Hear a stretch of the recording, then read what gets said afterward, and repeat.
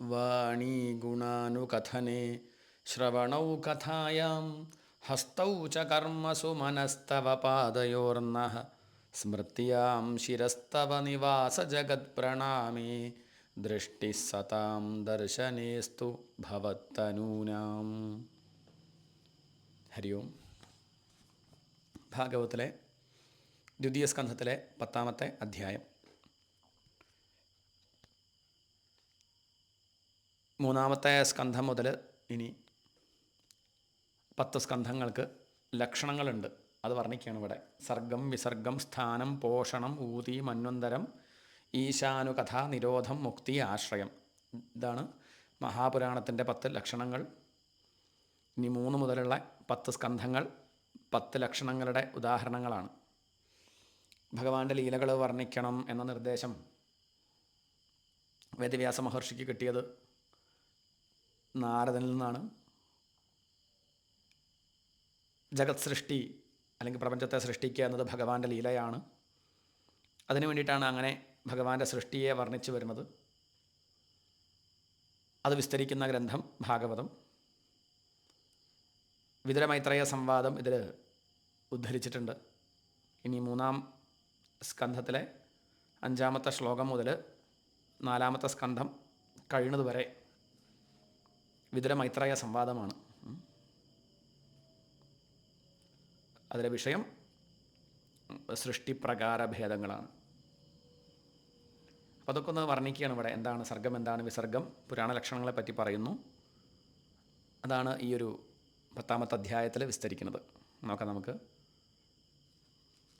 ഓം നമോ ഭഗവതേ വാസുദേവായ. അഥ 10-മോധ്യായ. ശ്രീശുക ഉവാച. അത്ര സർഗോ വിസർഗശ്ച സ്ഥാനം പോഷണമൂതയഃ മന്വന്തരേശാനുകഥാ നിരോധോ മുക്തിരാശ്രയ. ശ്രീശുക ഉവാച. ശ്രീശുകം പറഞ്ഞു. എന്താ പറഞ്ഞത്? അത്ര സർഗഃ വിസർഗഃ ച സ്ഥാനം പോഷണം ഊതയഃ മന്വന്തരേശാനുകഥാ നിരോധഃ മുക്തിഃ ആശ്രയഃ. അത്ര എന്ന് പറഞ്ഞാൽ ഈ പുരാണത്തിൽ സർഗോ വിസർഗശ്ച, സർഗഃ വിസർഗഃ ച, സർഗം വിസർഗം, പിന്നെയോ സ്ഥാനം പോഷണം ഊതയഃ മന്വന്തരേശാനുകഥാഃ നിരോധഃ മുക്തിഃ ആശ്രയഃ ച. ഈ പുരാണത്തിൽ സർഗത്തെപ്പറ്റി, വിസർഗത്തെപ്പറ്റി, സ്ഥാനത്തെപ്പറ്റി. സർഗം എന്ന് പറഞ്ഞാൽ സൃഷ്ടി, വിസർഗം എന്ന് പറഞ്ഞാൽ വിശേഷണമുള്ള സൃഷ്ടി. സർഗം എന്ന് പറയുമ്പോൾ നമുക്ക് പഞ്ചഭൂതങ്ങളുടെ സൃഷ്ടി എന്ന് കണക്കാക്കാം. വിസർഗം എന്ന് പറയുമ്പോഴോ ആ പഞ്ചഭൂതങ്ങളെ കൊണ്ടുള്ള സൃഷ്ടിയായിട്ട് കണക്കാക്കാം. അതല്ലെങ്കിൽ മൂലതത്വങ്ങളുടെ സൃഷ്ടി, ഉൽപ്പത്തി, അതാണ് സർഗം. വിസർഗം എന്ന് പറഞ്ഞാൽ ബ്രഹ്മാവ് നിർമ്മിച്ച ലോകസൃഷ്ടി. സ്ഥാനം എന്ന് പറയുമ്പം സ്ഥിതി, എങ്ങനെയാണ് ഇതിനെയൊക്കെ പരിപാലിക്കുന്നത്, വിഷ്ണു ഭഗവാൻ എങ്ങനെ ഇതിനെ പരിപാലിക്കുന്നു. പോഷണം, ഭഗവാന് ഭക്തന്മാരോടുള്ള അനുകമ്പ, ഇവരുള്ള ജീവന്മാരോട് ഭഗവാൻ എങ്ങനെയാണ് അവരെ ഉയർത്തുന്നത്, അവരോടുള്ള ആ കൃപ, കാരുണ്യം, അതാണ് പോഷണം, പോഷിപ്പിക്കൽ. ഊതയ കർമ്മവാസനകൾ. ഉദയ എന്ന് പറഞ്ഞ താല്പര്യം അതാണ്, കർമ്മവാസനകളെ പറ്റിയാണ് പറയുന്നത്. മന്വന്തരേശാനുകഥ, മന്വന്തരാധിപതികളുടെ ചരിതങ്ങൾ, ഭഗവാന്റെ ലീലാവതാരങ്ങൾ. നിരോധ, ചിത്തവൃത്തികളെ ശമിപ്പിക്കുക എന്നാണ്. പരമാത്മാവിൽ ആ ജീവാത്മാക്കളുടെ ലയം, അതാണ് നിരോധം കൊണ്ട് ഉദ്ദേശിക്കുന്നത്, ചിന്തകളൊന്നുമില്ലാത്ത അവസ്ഥ. മുക്തി, ആത്യന്തികമായ ലയം, അതാണ് മുക്തി. നിരോധം എന്ന് പറയുമ്പം തൽക്കാലത്തേക്കൊന്ന് അടങ്ങി വീണ്ടും പൊന്തി വരും. നമ്മളുടെയൊക്കെ ധ്യാനം പോലെയാണ്. തൽക്കാലം ഒന്ന് അടങ്ങി എന്നുള്ളത് ശരി തന്നെ, പക്ഷേ കുറച്ച് കഴിഞ്ഞാൽ വീണ്ടും പൊന്തി വരുന്നുണ്ട്. മുക്തി എന്ന് പറയുമ്പം ആത്യന്തികമായ ദുഃഖനിവൃത്തി. ഇനി ആ ദുഃഖം നമ്മളെ അലട്ടില്ല. അതാണ് ഏകാദശ സ്കന്ധത്തിൽ വിവരിക്കുന്നത്. പിന്നെ ആശ്രയ, അതാണ് 10-ാമത്തെ ലക്ഷണം. ആശ്രയ, ആശ്രയം എന്ന് പറഞ്ഞാൽ പരബ്രഹ്മം എന്നർത്ഥം, പരമാത്മതത്വം എന്നാണ് ആശ്രയം എന്നുള്ളത് കൊണ്ട് ഉദ്ദേശിച്ചത്. അപ്പോൾ ഇതാണ് 10 ലക്ഷണങ്ങൾ. ഇനി അങ്ങോട്ടുള്ള ഓരോ സ്കന്ധങ്ങൾക്ക് ഓരോ ലക്ഷണങ്ങളാണ്. ഇപ്പോൾ 2 സ്കന്ധങ്ങൾ കഴിഞ്ഞു, ആകെ 12 സ്കന്ധങ്ങളാണ്. 2 സ്കന്ധങ്ങൾ കഴിഞ്ഞു. 2 സ്കന്ധങ്ങളും ശരിക്കും പറഞ്ഞാൽ പീഠിക ആയിട്ടേ ഉള്ളൂ. ഇനിയാണ് ഭാഗവതം ആരംഭിക്കണമെന്നാണ്. ശരി, വ്യക്തമായില്ലേ? അത്ര സർഗോ വിസർഗശ്ച സ്ഥാനം പോഷണമൂതയ മന്വന്തരേശാനുകഥ നിരോധോ മുക്തിരാശ്രയ ദശമസ്യ വിശുദ്ധ്യർത്ഥം നവാനാമിഹ ലക്ഷണം വർണ്ണയന്തി മഹാത്മാനഃ ശ്രുതേനാർത്ഥേന ചാഞ്ജസ. ശ്രുതേന അർത്ഥേന ച അഞ്ജസ എന്നാണ്. ശ്രുതേന, ശ്രുതേന, പിന്നെയോ അർത്ഥേന, അഞ്ജസ. അഞ്ജസ പറഞ്ഞാൽ തെളിമയോടെ, വ്യക്തമായിട്ട്, വർണ്ണയന്തി, വർണ്ണിക്കുന്നു. ശ്രുതേന എന്നുള്ളതുകൊണ്ട് ഇവിടെ ഉദ്ദേശിച്ചത് വേദവാക്യം എന്നുള്ള അർത്ഥത്തിൽ സ്തുതികളിലും മറ്റ് ഉദാഹരണങ്ങളിലും ഒക്കെ വേദവാക്യം വിസ്തരിക്കുകയാണ് ഭാഗവത്തിൽ ചെയ്യുന്നത്. സ്തുതികളിലും മറ്റും ഉൾക്കൊള്ളുന്ന വേദവാക്യം കൊണ്ടും അർത്ഥേന കഥാഖ്യാനങ്ങളിലെ താൽപ്പര്യാർത്ഥം വഴിക്കും അഞ്ജസ വർണ്ണയന്തി വ്യക്തമായിട്ട് വർണ്ണിക്കുന്നു. ദശമസ്യ വിശുദ്ധ്യർത്ഥം, ദശമസ്യ പത്താമത്തെ, ആ പത്താമത്തെ തത്വമായ ആശ്രയം, അതാണ് മുഖ്യം. സകലത്തിനും അധിഷ്ഠാനമായ ബ്രഹ്മം, ആ ബ്രഹ്മത്തെയാണ് വിസ്തരിക്കുന്നത്. അത് മനസ്സിലാക്കാനാണ്, അതറിയാനാണ് ആദ്യത്തെ 9 ലക്ഷണങ്ങളും 9 എണ്ണത്തെയും ശ്രുതിയെ ആധാരമാക്കി, വേദത്തെ ആധാരമാക്കി, അടിസ്ഥാനം സംശയമൊന്നുമില്ല, വേദമാണ്. അങ്ങനെ വേദത്തെ ആധാരമാക്കി ഈ 9 ലക്ഷണങ്ങളും എന്തിനാണ്? അത് ആ പത്താമത്തെ തത്വമായ ആശ്രയം അല്ലെങ്കിൽ പരബ്രഹ്മത്തെ അറിയാനാണ്.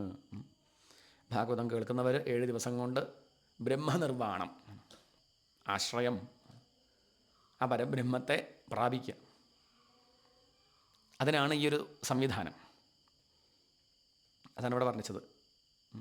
മഹാത്മാനഃ ഇഹ ദശമസ്യ വിശുദ്ധ്യർത്ഥം നവാനാം ലക്ഷണം ശ്രുതേന അർത്ഥേന ച അഞ്ജസ വർണ്ണയന്തി.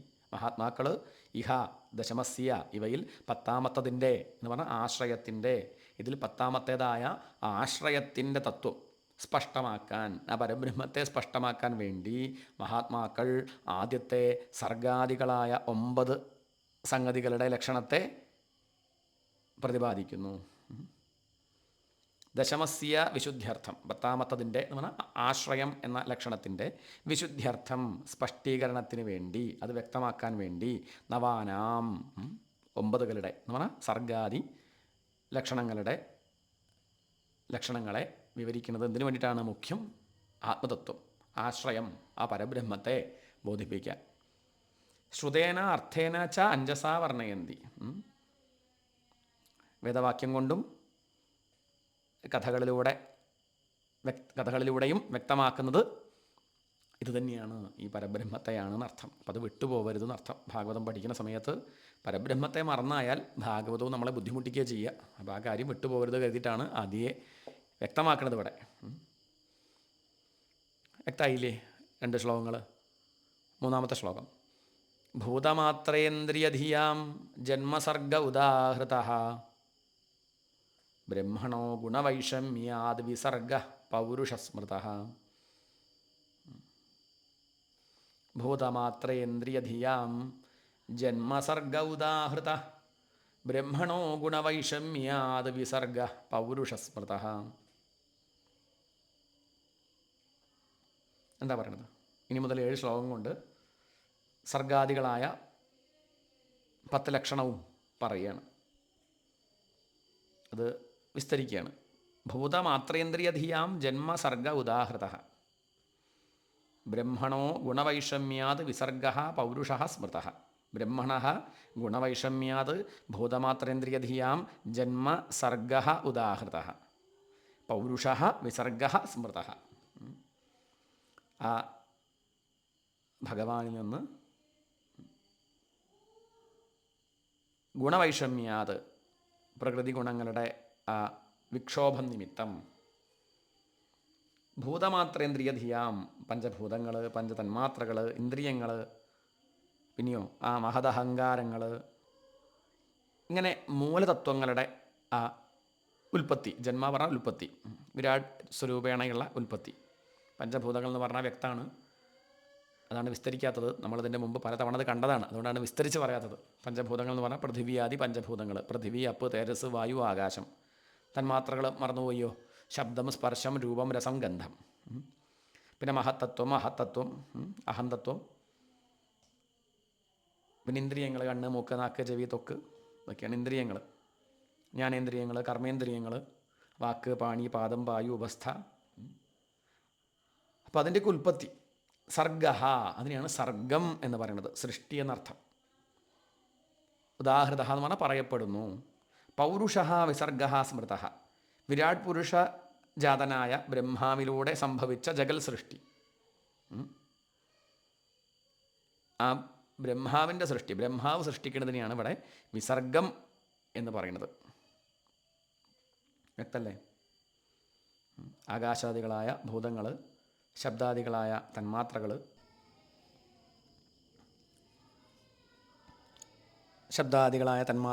കണ്ണ് മുതലായ ഇന്ദ്രിയങ്ങൾ, മനസ്സ് മുതലായ അന്ധക്കരണങ്ങൾ, ഇവയെല്ലാം ഗുണങ്ങളുടെ ക്ഷോഭം കൊണ്ട് ആ പരമാത്മാവിൽ നിന്നുണ്ടായി.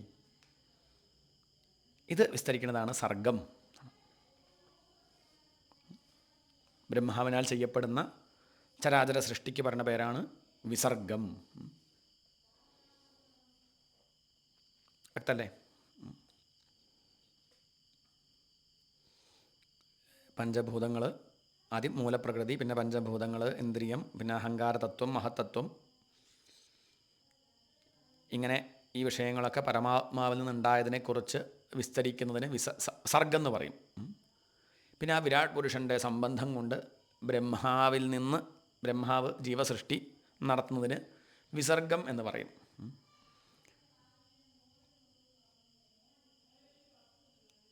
വിരാട് പുരുഷനിൽ നിന്നുണ്ടായതിനെയാണ് നമ്മൾ വിസർഗം എന്ന് പറയുന്നത്.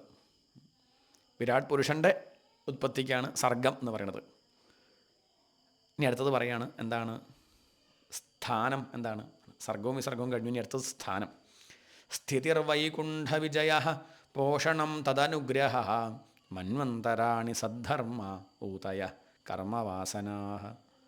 സ്ഥിതിർവൈകുണ്ഠ വിജയ, സ്ഥിതി എന്ന് പറഞ്ഞാൽ സ്ഥാനം എന്നത് വൈകുണ്ഠ വിജയ, സൃഷ്ടങ്ങളായ ജീവരാശികളെ, ഉണ്ടായ വസ്തുക്കളെ ധർമ്മപഥത്തിൽ ഒതുക്കി നിർത്തി രക്ഷിക്കുക. ഈ ഉണ്ടായ വസ്തുക്കളെയൊക്കെ, വിഷയങ്ങളെയൊക്കെ വിഷമില്ലാതെ അതിനെ നിലനിർത്തുക, അതിനെയാണ് സ്ഥിതി എന്ന് പറയുന്നത്. വൈകുണ്ഠ വിജയ, ഉണ്ടാകുന്ന പദാർത്ഥങ്ങളെല്ലാം അവയുടെ സ്ഥാനങ്ങളിൽ പ്രവർത്തിക്കുന്നു. ഇക്കാര്യത്തിൽ വിഷ്ണു ഭഗവാന്റെ ഉത്കർഷത്തെ കാണിക്കുന്നതാണ് സ്ഥാനം. വൈകുണ്ഠ ഭഗവാന്റെ അവതാരാദികൾക്ക് സ്ഥാനം എന്ന് പറയും. ആ ഭഗവാൻ ചെയ്യുന്ന അനുഗ്രഹത്തിന് പറയുന്ന പേരാണ് പോഷണം. പോഷണം തദനുഗ്രഹ. പോഷണം എന്നത് വിഷ്ണു ഭഗവാന്റെ ഭക്തന്മാരോടുള്ള അനുഗ്രഹം, അനുകമ്പ, അതാണ്. പിന്നെന്താ പറഞ്ഞത്? സദ്ധർമ്മ ആണ്. അനുഗ്രഹീതരായ മന്വന്തരാധിപതികളുടെ പ്രജാപാലന രൂപമായ ധർമാനുഷ്ഠാനത്തെയാണ് സദ്ധർമ്മ എന്ന് പറഞ്ഞത്. അനുഗ്രഹം സിദ്ധിച്ച, അല്ലെങ്കിൽ ഭഗവാന്റെ അനുഗ്രഹം നേടിയ ആ മനു മുതലായ ആളുകൾ അനുഷ്ഠിച്ച ധർമ്മം, അതിനാണ് മന്വന്തരം എന്ന് പറയുന്നത്. കർമ്മവാസനകൾക്ക് ഊതി എന്ന് പറയും. കർമ്മവാസന ഊതയ, ജീവാത്മാക്കളുടെ ബന്ധനോപാധിയായുള്ള കർമ്മവാസനകൾ, അതിനെ ഊതി അല്ലെങ്കിൽ ഊതയ എന്ന് പറയും. കർമ്മം കൊണ്ടാണ് പ്രപഞ്ചത്തിൽ അഭിവൃദ്ധി ഉണ്ടാവുന്നത്. സ്ഥാനം എന്ന് പറഞ്ഞാൽ ഉണ്ടാകുന്ന പദാർത്ഥങ്ങളുടെ, നേരത്തെ പറഞ്ഞല്ലോ, സർഗം എന്ന് പറഞ്ഞാൽ മൂലപ്രകൃതി, പഞ്ചമഹാഭൂതങ്ങൾ, ഇന്ദ്രിയം, അഹങ്കാരതത്വം, മഹത്തത്വം, ഇതിൻ്റെയൊക്കെ സൃഷ്ടിക്കുകയാണ് സർഗം എന്ന് പറഞ്ഞത്. വിസർഗം എന്ന് പറഞ്ഞാൽ ബ്രഹ്മാവ് സൃഷ്ടിക്കുന്നതിനെ വിസർഗം എന്ന് പറഞ്ഞു. ഈ സൃഷ്ടിച്ച വിഷയങ്ങൾ, പദാർത്ഥങ്ങൾ അവയുടെ സ്ഥാനത്തിൽ പ്രവർത്തിക്കുക. ഇക്കാര്യത്തിൽ വിഷ്ണു ഭഗവാന്റെ ഉത്കർഷം, സ്ഥാനം, അത് കാണിക്കുന്നതാണ് സ്ഥാനം. ഇനി അടുത്തത് എന്താ? പോഷണം. കർമാനുസൃതമായ ഫലം മാത്രമേ ലഭിക്കുള്ളൂ എങ്കിൽ ഒരു ജീവന് മുക്തി കിട്ടണമെങ്കിൽ വലിയ പ്രയാസമാണ്. അനവധി ജന്മങ്ങൾ ജനിക്കേണ്ടി വരും. പലതരത്തിലുള്ള ജീവജാലങ്ങളായിട്ട് വരേണ്ടി വരും. 84 ലക്ഷം ജന്മങ്ങളൊക്കെ സ്വീകരിച്ചിട്ട് അലയേണ്ടി വരും ഒരു ജീവന് നേരെയാവണമെങ്കിൽ. പടിപടിയായിട്ട് മാത്രമേ ഉയരുള്ളൂ എങ്കിൽ. ഇതൊക്കെ വലിയ വിഷമമാണ്. ഇതാരും ഇഷ്ടപ്പെടുന്നുമില്ല. ഈ ജന്മത്തിൽ ഞാൻ ആത്മാർത്ഥമായിട്ട് മെനക്കെടുകയാണെങ്കിൽ എനിക്ക് ശാന്തി വേണം, ഇനി ജനിക്കരുത്, മുക്തി വേണം. അപ്പോൾ അങ്ങനെ ശ്രമിക്കണമെന്ന് വിചാരിക്കുന്ന ഒരാൾക്ക് ഇങ്ങനെ കർമാനുസൃതമായ ഫലം മാത്രമേ ലഭിക്കുള്ളൂ എങ്കിൽ അത് പ്രയാസമാണ്. ആ ഒരു സംഗതി ഇഷ്ടപ്പെടില്ല. അപ്പം ഇപ്പം അനുഭവിച്ചുകൊണ്ടിരിക്കുന്ന ദുഃഖത്തിൽ നിന്ന് മോചനം വേണം. അപ്പം ഇവിടെ പറയുകയാണ് സാധിക്കും. ഭഗവാന്റെ അനുഗ്രഹം കൊണ്ട് നമുക്ക് സാധിക്കും, അലയേണ്ടി വരില്ല. ഭഗവാന്റെ പോഷണം ഉണ്ടെങ്കിൽ, ഭഗവാൻ നമ്മളെ സംരക്ഷിക്കുമെങ്കിൽ, ഭഗവാന്റെ അനുഗ്രഹം ഉണ്ടെങ്കിൽ എളുപ്പം രക്ഷപ്പെടാൻ സാധിക്കും. ഈ അനുഗ്രഹത്തിന് പറഞ്ഞ പേരാണ് പോഷണം. അടുത്ത 5-ാമത്തെ ലക്ഷണമാണ് ഊതി. ഊതി എന്ന് പറഞ്ഞാൽ കർമ്മവാസന ഇല്ലാതെയാക്കുക. അത്ര എളുപ്പമൊന്നുമല്ല. അതിനെ സാവധാനം നമ്മുടെ വശത്താക്കാൻ ശ്രമിക്കുക. അതാണ് ആ കർമ്മവാസനയെ പ്രതിപാദിക്കുന്ന സപ്തമസ്കന്ധത്തിൽ വിസ്തരിക്കുന്നത്. സാധിക്കും. സദ്വാസന കൊണ്ട് നമ്മൾക്ക് ദുർവാസനകളെ ഇല്ലാതെയാക്കാൻ പറ്റും. മനസ്സ് നമുക്ക് അടക്കാൻ സാധിക്കും. മെല്ലെ മെല്ലെ മെല്ലെ അടക്കി മനസ്സിനെ അങ്ങോട്ട് ഇല്ലാണ്ടിയാക്കാൻ സാധിക്കും. പിന്നെ ദുഃഖം എന്നുള്ളത് ഉണ്ടാവില്ല. പിന്നെ 6-ാമത്തെ ലക്ഷണം മന്വന്തരം. അതാണ് അഷ്ടമസ്കന്ധം. ഭഗവാന്റെ അനുഗ്രഹം കൊണ്ട് മനു മുതലായ മന്വന്തരത്തിലെ അധിപതികൾ പ്രവർത്തിക്കുന്ന രീതി, അവരുടെ ധർമ്മത്തെ മന്വന്തരം എന്ന് പറയുന്നു. ഇനി അടുത്ത ശ്ലോകം. അവതാരാനുചരിതം ഹരേശ്ചാസ്യാനുവർത്തിനാം സതാമീശകഥാഃ പ്രോക്താ നാനാഖ്യാനോപബൃംഹിതാഃ. അവതാരാനുചരിതം ഹരേശ്ചാസ്യാനുവർത്തിനാം സതാമീശകഥാഃ പ്രോക്താ നാനാഖ്യാനോപബൃംഹിതാഃ. അവതാരാനുചരിതം 7-ാമത്തെ ലക്ഷണമാണ് ഈശാനുകഥ. എന്താ ഈശാനുകഥ പറഞ്ഞാൽ? ഭാഗവത്തിൽ വർണ്ണിക്കുന്ന ഭഗവാന്റെയും ഭഗവത് ഭക്തന്മാരുടെയും കഥയാണ് ഈശാനുകഥ. വിഷ്ണു ഭഗവാന്റെ അവതാര ചരിത്രവും അനേകം വിഷ്ണു ഭക്തന്മാരുടെ കഥകളും ഈശാനുചരിതത്തിൽ വിസ്തരിക്കുകയാണ്. അഥവാ ഈശാനുകഥ അല്ലെങ്കിൽ ഈശാനുചരിതം. ഹരേഹേ അവതാരാനുചരിതം. ആ വിഷ്ണു ഭഗവാന്റെ ഹരിയുടെ അവതാര ലീലകൾ, സംഭവ പരമ്പരകൾ അത് വർണ്ണിക്കുകയാണ്. അസ്യ അനുവർത്തിനാം. ഭഗവാന്റെ മാത്രമല്ല, ഭഗവാന്റെ അനുചരന്മാരായ നല്ല മനുഷ്യരുടെ, രാജാക്കന്മാരുടെ, അവരുടെയൊക്കെ നാനാഖ്യാനോപബൃംഹിതാഃ. പല പല കഥകളാൽ വിപുലീകൃതങ്ങളായ വസ്തുതകളും ഈശകഥാഃ പ്രോക്താഃ. ഈശാനകഥകൾ എന്ന് പറയപ്പെട്ടിരിക്കുന്നു. ഭഗവാന്റെയും ഭഗവത് ഭക്തന്മാരുടെയും ചരിത്രമാണ് അതിൽ വർണ്ണിക്കുന്നത്. നിരോധോസ്യാനുശയനം ആത്മനഃ സഹ ശക്തിഭിഃ മുക്തിർഹിത്വാന്യഥാരൂപം സ്വരൂപേണ വ്യവസ്ഥിതിഃ. നിരോധോസ്യാനുശയനം ആത്മനഃ സഹ ശക്തിഭിഃ മുക്തിർഹിത്വാന്യഥാരൂപം സ്വരൂപേണ വ്യവസ്ഥിതിഃ. എന്താ പറയണത്? നിരോധോസ്യാനുശയനം ആത്മനഃ സഹ ശക്തിഭിഃ. ശക്തിഭിഃ സഹ അസ്യ ആത്മനഃ അനുശയനം നിരോധഃ. ശക്തിഭിഃ സഹ എന്ന് പറഞ്ഞാൽ ഉപാധികളോടുകൂടെ ഈ ജീവാത്മാവിന് അനുശയനം, പരമാത്മാവിൽ ഉണ്ടാവുന്ന ലയം, അതിനെയാണ് നിരോധം എന്ന് പറയണത്. ഉപാധികളോട് കൂടി ലയിക്കുകയാണ്. അതുകൊണ്ടെന്താ വെച്ചാൽ പൊന്തി വരുമ്പോൾ വീണ്ടും പഴയ ദുഃഖം വീണ്ടും ഉണ്ടാവും. എന്നാലും തൽക്കാലത്തേക്കൊരു ശാന്തി, അത് വലിയ ആശ്വാസം തന്നെയാണ്. അന്യഥാരൂപം ഹിത്വാ സ്വരൂപേണ വ്യവസ്ഥിതി മുക്തി. എന്നാൽ മുക്തിയാവട്ടെ എന്താണ്? അവിദ്യാകൃതമായ ദേഹാദിയെ ഉപേക്ഷിച്ച് സ്വകീയമായ ചിത് സ്വരൂപത്തോടു കൂടിയ ഇരിപ്പ്, അതാണ് മുക്തി. താനല്ലാത്ത പലതിനെയും താനായിട്ട് ധരിച്ചു വച്ചിട്ടുണ്ട്. അതൊക്കെ ഒഴിവാക്കി ശരിക്കും ഞാൻ ആര് എന്ന് അറിഞ്ഞിരിക്കുക, അതിനെയാണ് സ്വരൂപേണ വ്യവസ്ഥിതി. സ്വരൂപത്തിലിരിക്കുന്നതിനെയാണ് മുക്തി എന്ന് പറയുക. ഈ ആത്മാവ് ശക്തികളോടുകൂടി ഭഗവാനിൽ ലയിക്കുന്നതിന് നിരോധമെന്ന് പറയും. ആത്മാവ് അവിദ്യ കൊണ്ട് ശരീരാദികളെ ആത്മാവെന്നുള്ള ഭ്രമം വിട്ടിട്ട് ബ്രഹ്മസ്വരൂപമായി ഇരിക്കുന്നതിന് മുക്തി എന്ന് പറയും.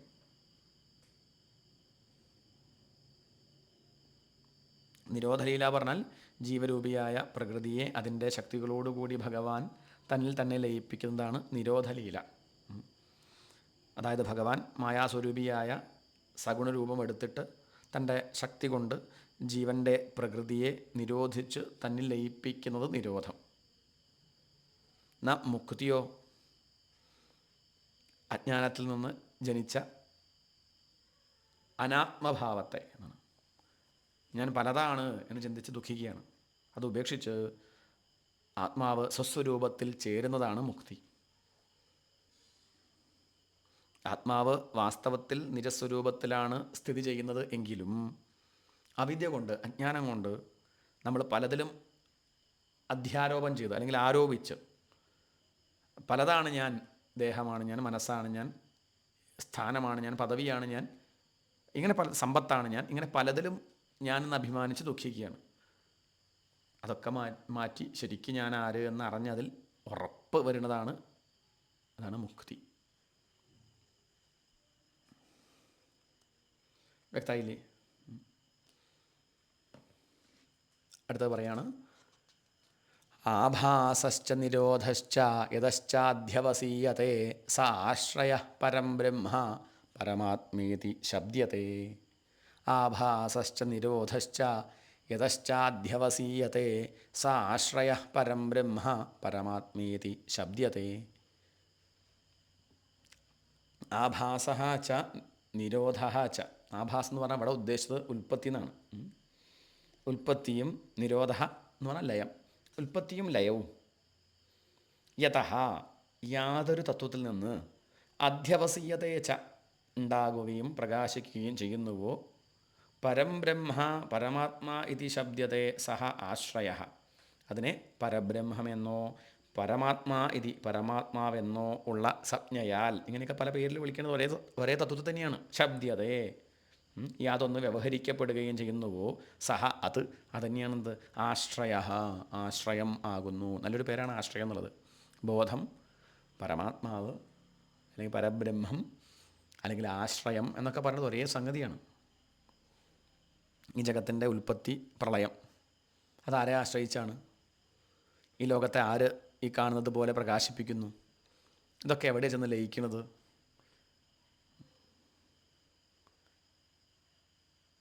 അതാണ് ആശ്രയം. സർവത്തിനും ഉൽപ്പത്തി സ്ഥാനവും ലയസ്ഥാനവുമായിരിക്കുന്നത് ആ പരമാത്മാവാണ്. അതായത് കാണപ്പെടുന്നതും കാണപ്പെടാത്തതുമായ സർവ്വതും ഉണ്ടാകുന്നതിനും നിലനിൽക്കുന്നതിനും ലയിക്കുന്നതിനും ആധാരം അതേതാണോ, ഇതിനൊക്കെ ആശ്രയമായിരിക്കുന്നത് എന്താണോ അതാണ് പരബ്രഹ്മം. എല്ലാത്തിനും ആശ്രയമായതുകൊണ്ട് അതിന് ആശ്രയം എന്ന് പറയുകയാണ്. അതിനെയാണ് പരബ്രഹ്മം. വ്യക്തല്ലേ? ഇപ്പം എന്താണ് ഇപ്പോൾ ഇത്ര നേരമായിട്ട് പറഞ്ഞത്? ഭാഗവതത്തിലെ തൃതീയ സ്കന്ധം മുതൽ ദ്വാദശ സ്കന്ധം ഉൾപ്പെടെയുള്ള 10 സ്കന്ധങ്ങളിൽ 10 ലക്ഷണങ്ങളാണ് പ്രതിപാദിച്ചിരിക്കുന്നത്. ഏതൊക്കെയാണ് 10 ലക്ഷണങ്ങൾ? സർഗം, വിസർഗം, സ്ഥാനം, പോഷണം, ഊതി, മന്വന്തരം, ഈശാനുകഥ, നിരോധം, മുക്തി, ആശ്രയം.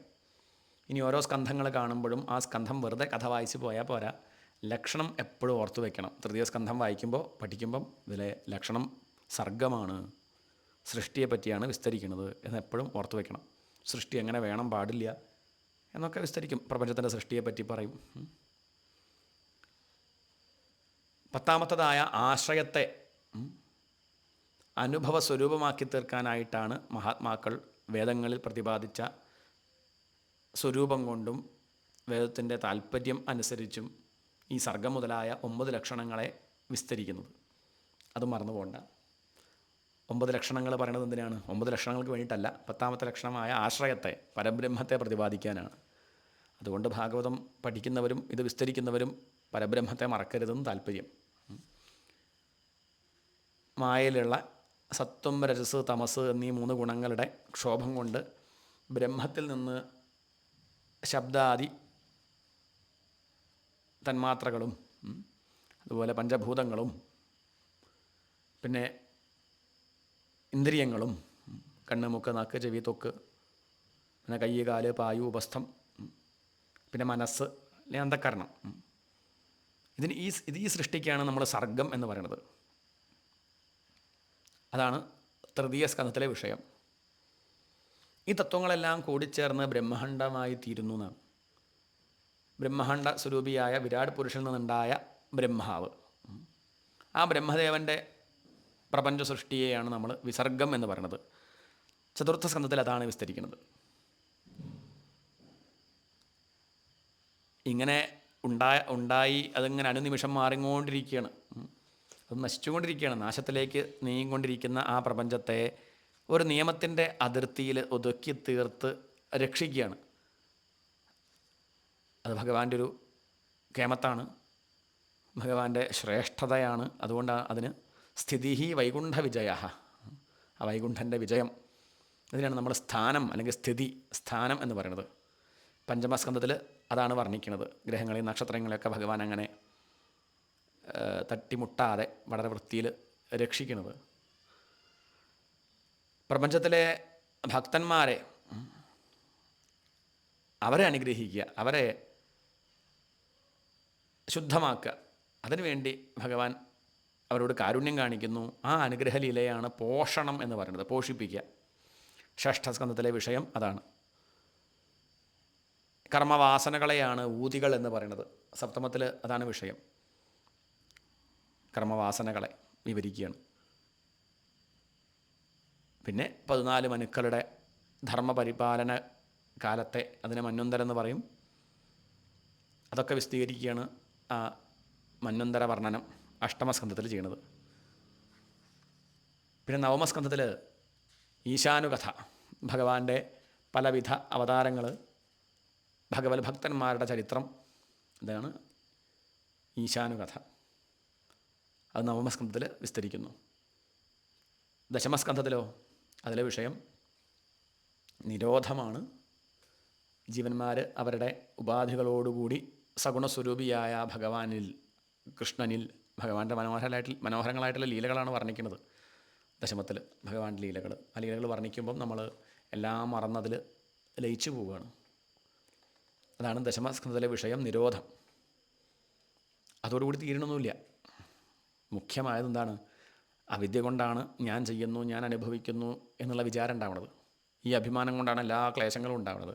ആ തോന്നലുകളൊക്കെ അകറ്റി തൻ്റെ വാസ്തവ സ്വരൂപം എന്തെന്നറിഞ്ഞ് അതിൽ സ്ഥിതി ചെയ്യുക, അതിനെയാണ് മുക്തി എന്ന് പറയുക. അതാണ് ഏകാദശ സ്കന്ധത്തിലെ വിഷയം. അതറിഞ്ഞാൽ പോരാ, അതിൽ ഉറപ്പ് വരണം, അത് അനുഭവത്തിൽ വരണം.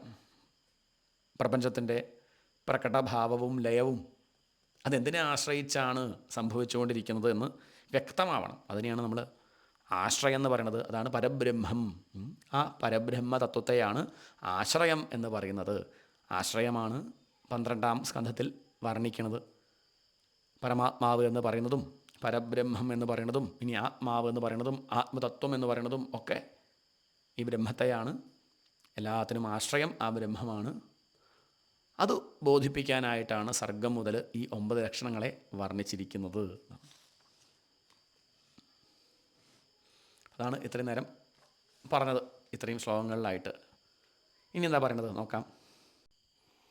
8ാമത്തെ ശ്ലോകം. യോ അധ്യാത്മികോയം പുരുഷഃ സോസാവേവാധിദൈവികഃ യസ്തത്രോഭയവിച്ഛേദഃ പുരുഷോ ഹ്യാധിഭൗതികഃ ഏകമേകതരാഭാവേ യദാ നോപലഭാമഹേ തൃതയം തത്രയോ വേദ സ ആത്മാ സ്വാശ്രയാശ്രയഃ.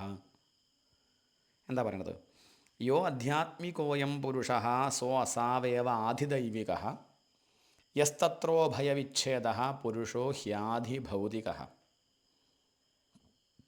ആധ്യാത്മികഃ അയം പുരുഷഃ, അധ്യാത്മം എന്ന പേരിലറിയപ്പെടുന്ന ഈ ജീവൻ. ഇനി കുറേ സാങ്കേതിക പദങ്ങൾ പറയുകയാണ്. ഇനി സാങ്കേതിക പദങ്ങൾ കുറേ കേൾക്കുമ്പോൾ ആകെ പരിഭ്രമിക്കേണ്ട. ഈ അധ്യായത്തിൽ ധാരാളം സാങ്കേതിക പദങ്ങൾ വർണ്ണിക്കുന്നുണ്ട്. നേരത്തെ പറഞ്ഞ ആശ്രയം അത് വിട്ടുപോകണ്ട. പരബ്രഹ്മത്തെ ആശ്രയിക്കുക, അതാണ് ലക്ഷ്യം. അതങ്ങനെ ഇങ്ങോട്ട് പറയുമ്പോൾ മനസ്സിലാവുന്നില്ലെങ്കിലാണ് പിന്നെ പലതും പറയേണ്ടി വരുന്നത്. അപ്പം അതുകൊണ്ട് വല്ലാതെ തലമണ്ടിട്ട് ഉടയ്ക്കേണ്ട, ക്ഷീണിക്കരുത്.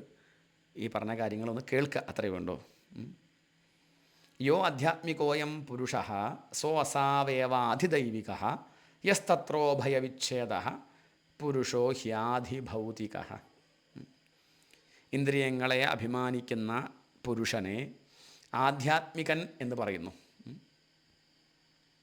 എന്താണ്? ഇന്ദ്രിയങ്ങളെ അഭിമാനിക്കുന്ന പുരുഷനെ ആധ്യാത്മികൻ എന്ന് പറയുകയാണ്. ജീവനെ ആധ്യാത്മികൻ എന്ന് പേര് പറയുകയാണ്. ഇപ്പം ഇന്ദ്രിയങ്ങളുടെ അധിഷ്ഠാന ദേവതകളെ എന്താ പറയുക? അധിദൈവം എന്ന് പറയുന്നു. രണ്ട് നമ്മളുടെ വ്യത്യാസം നോക്കണേ. ഇന്ദ്രിയങ്ങളെ അഭിമാനിക്കുന്ന പുരുഷനെ ആധ്യാത്മികൻ എന്ന് പറയുന്നു.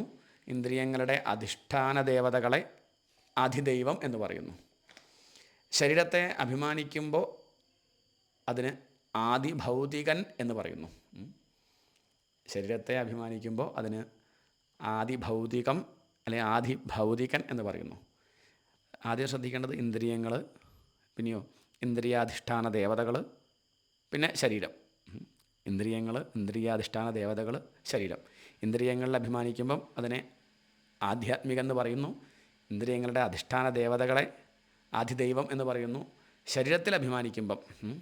ശരീരത്തെ അഭിമാനിക്കുമ്പോൾ അതിനെ ആദിഭൗതികൻ എന്ന് പറയുന്നു. ഈ 3 വിധത്തിൽ പറയുന്നതും ഒരേ ഒരു ജീവനെ തന്നെയാണ്. അത് സൗകര്യത്തിന് വേണ്ടി പലതായിട്ട് പറയുകയാണ്. അധ്യാത്മം, അധിദൈവം, അധിഭൂതം. ഇങ്ങനെ 3 വിധ ഭേദത്തിന് കാരണം ശരീരാഭിമാനമാണ്. ഇങ്ങനെ 3 തരത്തിൽ നമ്മൾ അഭിമാനിക്കുന്നുണ്ട്. അതുകൊണ്ടാണ് ഇങ്ങനെ പറയേണ്ടി വരുന്നത്. അജ്ഞാനം കൊണ്ട് ഇങ്ങനെ പലതരത്തിൽ നമ്മൾ അഭിമാനിക്കുന്നുണ്ട്. ഒരേ ഒരു പരമാത്മാവ് തന്നെ ഇന്ദ്രിയങ്ങളിൽ കൂടെ അധ്യാത്മമായിട്ടും ഇന്ദ്രിയാധിഷ്ഠാന ദേവതകളിൽ കൂടെ അധിദൈവമായിട്ടും ശരീരത്തിലൂടെ അധിഭൂതമായിട്ടും തോന്നപ്പെട്ടുകൊണ്ടിരിക്കുന്നുണ്ട്. നമ്മൾ കണ്ണുകൊണ്ട് കാണുന്നു. കണ്ണുണ്ടെങ്കിൽ മാത്രം കാണാൻ പറ്റില്ല, മനസ്സ് വേണം.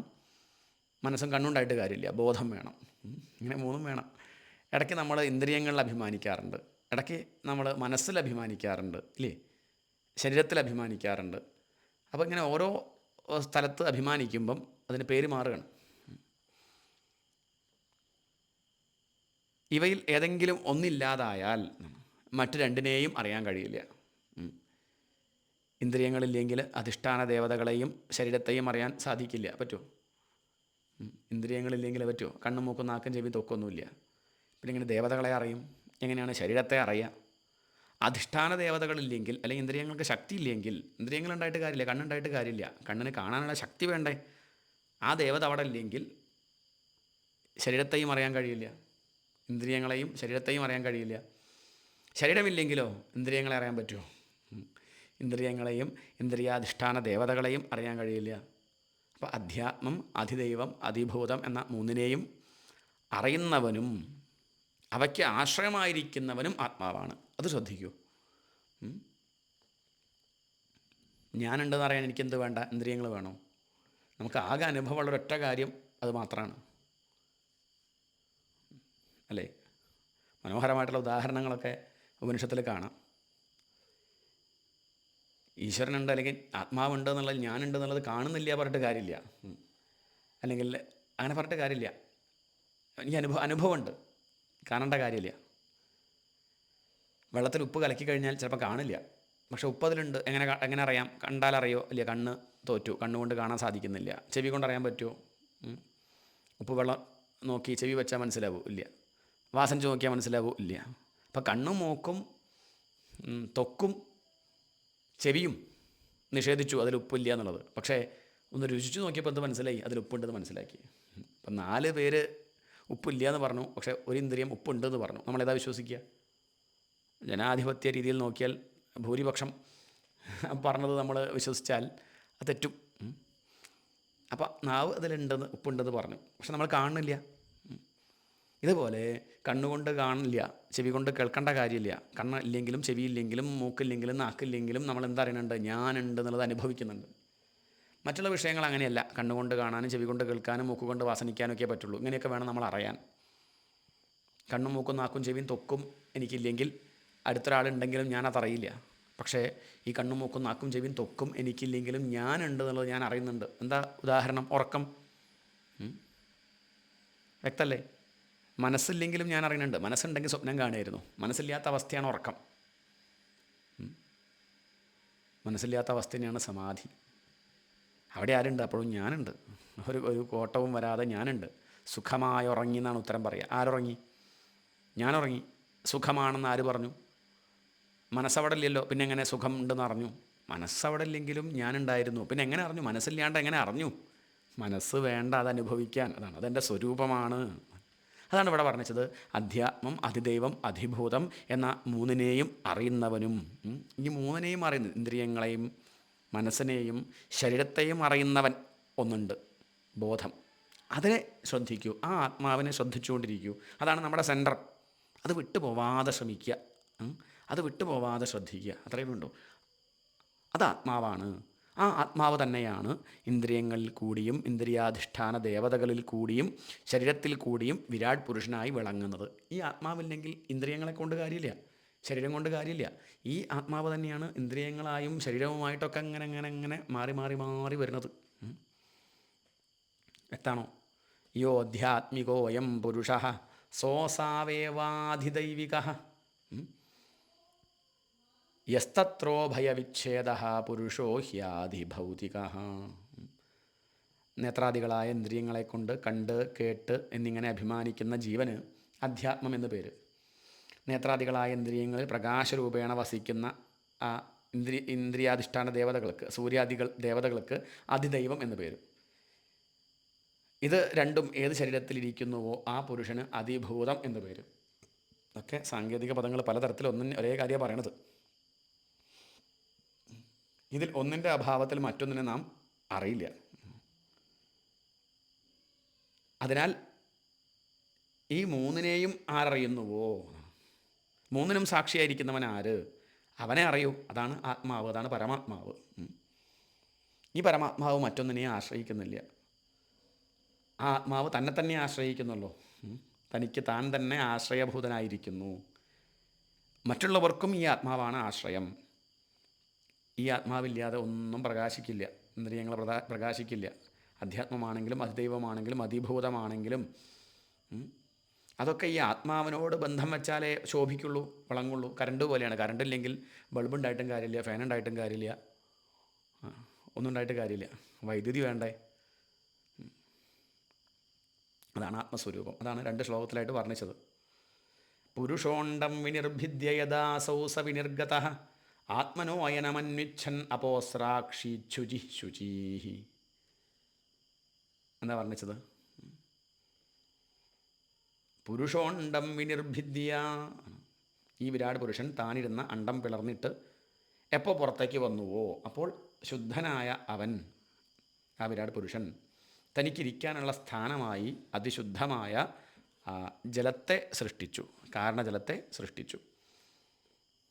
ബ്രഹ്മാണ്ഡത്തിലൂടെ പ്രകടമായി തീർന്ന വിരാട് പുരുഷൻ തൻ്റെ വാസസ്ഥാനമായി, തനിക്കിരിക്കാൻ ഒരു സ്ഥലം വേണ്ടേ, അതിനുവേണ്ടി ശുദ്ധജലത്തെ സൃഷ്ടിച്ചു.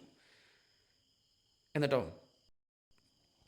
താ സ്വവാത്സീത് സ്വസൃഷ്ടാസു സഹസ്രപരിവത്സരാൻ തേന നാരായണോ നാമ യഥാപ പുരുഷോദ്ഭവാഃ.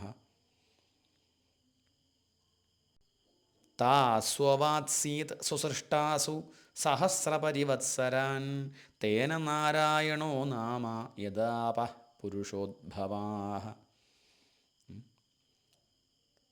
തന്നാൽ സൃഷ്ടിക്കപ്പെട്ട ജലത്തിൽ ആ പുരുഷൻ 1000 സംവത്സരം വസിച്ചു എന്നാണ്. അതിനാൽ നാരായണൻ എന്ന് പേരുണ്ടായി. നാരായണൻ എന്നുള്ള പേരുണ്ടാവാൻ കാരണം ജലം പുരുഷനെന്ന നരനിൽ നിന്നുണ്ടായി. അതുകൊണ്ട് നാരം എന്ന് ജലത്തിന് പേര് കിട്ടി.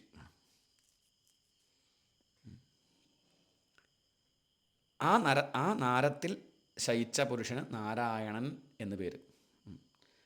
നാരം അയനമായുള്ളവൻ നാരായണൻ.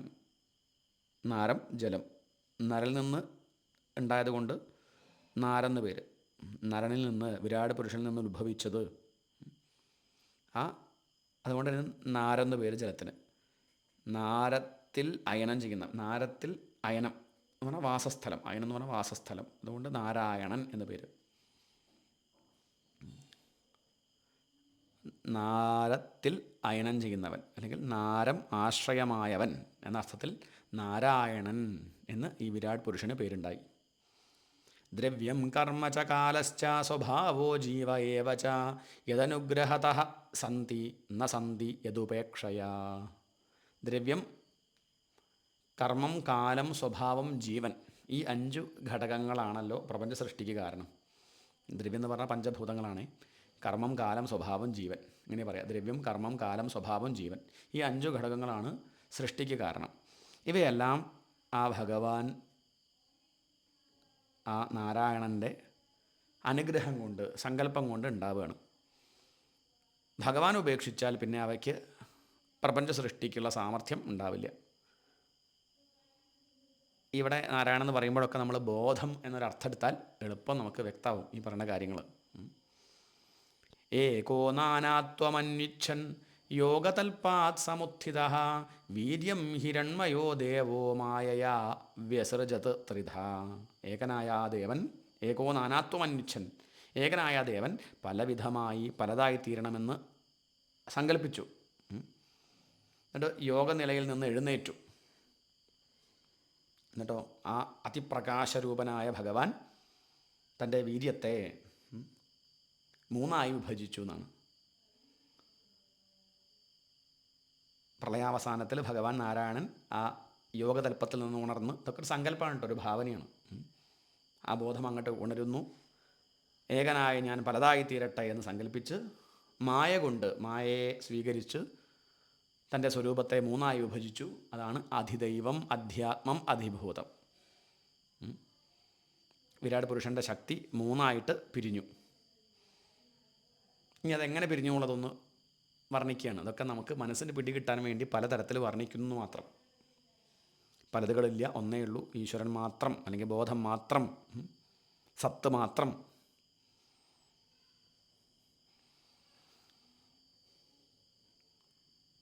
അധിദൈവമധാധ്യാത്മം അധിഭൂതമിതി പ്രഭു യഥൈകം പൗരുഷം വീര്യം ത്രിധാഭിദ്യത തച്ഛൃണു. പ്രഭുവായ ഈശ്വരൻ അധിദൈവം, അധ്യാത്മം, അധിഭൂതം എന്ന് മൂന്നായിട്ട് പിരിഞ്ഞ ശേഷം പൗരുഷം എന്ന വീര്യത്തെ മൂന്നായി പിരിച്ചു. അന്തഃശരീര ആകാശാത് പുരുഷസ്യ വിചേഷ്ടതഃ ഓജസ്സഹോ ബലം ജജ്ഞേ തതഃ പ്രാണോ മഹാനസുഃ. അന്തഃശരീര ആകാശാത് പുരുഷസ്യ വിചേഷ്ടതഃ ഓജഃ സഹോ ബലം ജജ്ഞേ തതഃ പ്രാണോ മഹാനസുഃ. ആ വിരാട് പുരുഷൻ്റെ അന്തഃ, ശരീര അന്തർഭാഗത്ത് നിന്നുള്ള ആകാശാത്, ആകാശത്തിൽ നിന്നും ഓജസ് എന്ന് പറയപ്പെടുന്ന ഇന്ദ്രിയ ശക്തിയും സഹം എന്ന് പറയപ്പെടുന്ന മനഃശക്തിയും ബലം എന്ന് പറയപ്പെടുന്ന ശരീരശക്തിയും ഉണ്ടായി. എന്നൊരു പറയാം. ഓജസ് എന്ന പേരുള്ള, ഓജസ് എന്നറിയപ്പെടുന്ന ഇന്ദ്രിയ ശക്തി, ഇന്ദ്രിയ ശക്തിക്ക് ഓജസ് എന്ന് പേര്, മനഃശക്തിക്ക് സഹം എന്ന് പേര്, ശരീരശക്തിക്ക് ബലം എന്ന് പേര്. അങ്ങനെ ഓജസ് ഉണ്ടായി, മനഃശക്തി ഉണ്ടായി, ഇന്ദ്രിയ ശക്തി ഉണ്ടായി. ഇന്ദ്രിയ ശക്തിയും മനഃശക്തിയും ശരീരശക്തിയും ഉണ്ടായി. അല്ലെങ്കിൽ ഓജസ്, സഹം, ബലം ഇങ്ങനെ ഉണ്ടായി. സൃഷ്ടിക്കായി വ്യാപരിക്കുന്ന ആ വിരാട് പുരുഷൻ്റെ ഹൃദയാകാശത്തിൽ നിന്ന് ഇന്ദ്രിയബലം, മനോബലം, ശരീരബലം എന്നിവ ഉണ്ടായി എന്ന് താല്പര്യം. പിന്നെയോ, പിന്നെ അതൊന്ന് പ്രാണനുണ്ടായി എന്നാണ്. തതഃ പ്രാണോ മഹാനസു. അനന്തരം പ്രാണനും ഉണ്ടായി. ആ സൂക്ഷ്മരൂപത്തിൽ നിന്നും മഹാനും ചൈതന്യവത്വമായ പ്രാണനും ഉണ്ടായി. പ്രാണൻ വളരെ പ്രധാനമാണ്, മുഖ്യമാകുന്നു.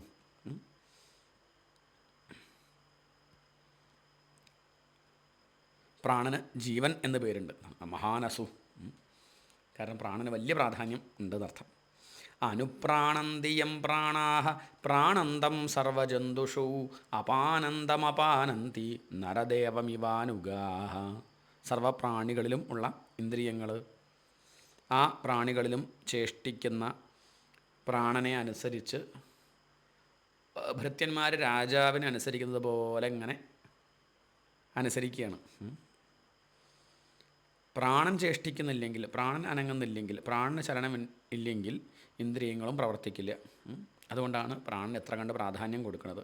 അതാണ് അനുപ്രാണന്തിയം പ്രാണാഹ പ്രാണന്തം സർവജന്തുഷു അപാനന്ദമപാനന്തി നരദേവം ഇവാനുഗാഹ. നരദേവം ഇവാനുഗാഹ. നരദേവൻ എന്ന് പറഞ്ഞാൽ രാജാവ്, രാജാവിനെ അനുസരിക്കുന്ന ഭൃത്യന്മാരെ പോലെ എന്നർത്ഥം. നരദേവം ഇവ.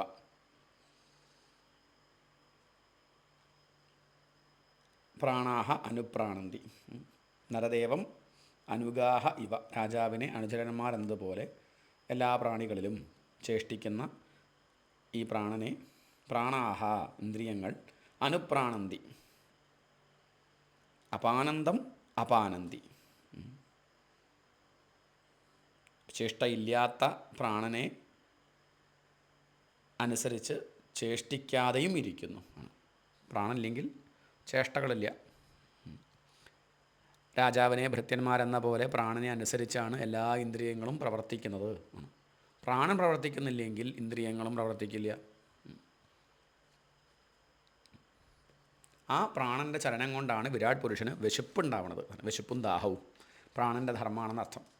പ്രാണേന ക്ഷിപതാ ക്ഷുത്രിഡന്തരാ ജായത്തെ പ്രഭോ പിപാസതോ ജക്ഷതശ്ച പ്രാങ്മുഖം നിരഭിദ്യത എന്നാണ് പറയുന്നത്.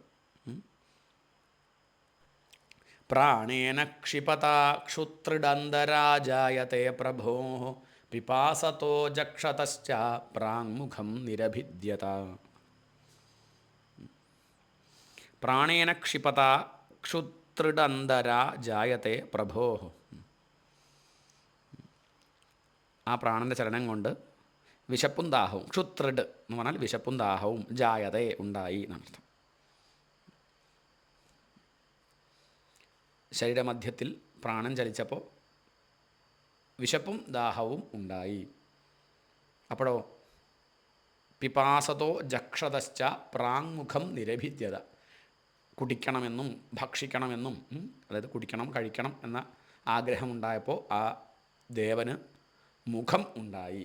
ആ ഇച്ഛ വരുമ്പം അതിനുള്ള വിഷയവും ഉണ്ടാവുകയാണ്.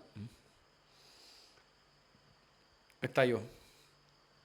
ശരീരത്തിൻ്റെ ഉള്ളിൽ വ്യാപരിക്കുന്ന പ്രാണചലനം കൊണ്ട് വിരാട് പുരുഷന് വിശപ്പും ദാഹവും ഉണ്ടായി. അതിനാൽ ഭക്ഷിക്കാനും പാനം ചെയ്യാനും ആയി വായയും ഉണ്ടായി. ഇനി വായയിൽ നിന്ന് എന്തുണ്ടായി അത് വർണ്ണിക്കുകയാണ്.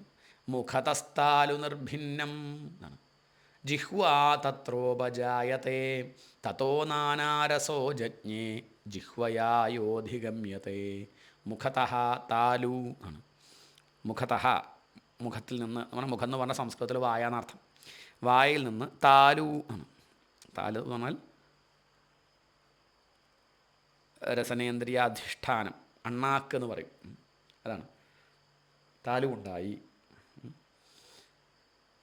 മുഖത്ത് ഇന്ദ്രിയത്തിന് അധിഷ്ഠാനമായ താലു ഉണ്ടായി. അതിൽ ജിഹ്വ എന്ന അവയവവും ഉണ്ടായി.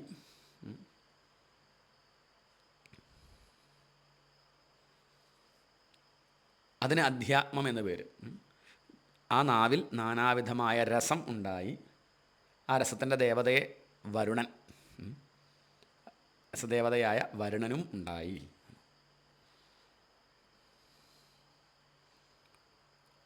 താലു അതാണ് രസനേന്ദ്രിയ അധിഷ്ഠാനം, അതിഭൗതികം. ജിഹ്വ രസനേന്ദ്രിയം, അത് അധ്യാത്മികം. വരുണൻ രസത്തിൻ്റെ ജിഹ്വയുടെ ദേവതയാണ്. വരുണൻ രുചിയുടെ ദേവനാണ്. ഇന്ദ്രിയത്തെ അധിഷ്ഠാനം ചെയ്യുന്ന ദേവത, അതിന് അതിദൈവികം എന്ന് പറയും.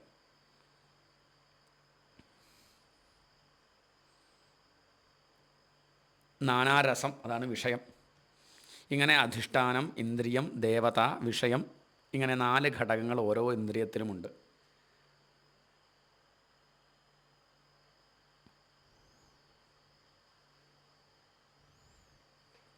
അപ്പം അതിനെപ്പറ്റി കൂടുതൽ പഠിക്കണമെന്നുണ്ടെങ്കിൽ വേണമെങ്കിൽ പേപ്പറിൽ കള്ളി വരച്ച് നമുക്ക് ഇങ്ങനെ എഴുതി വയ്ക്കാം.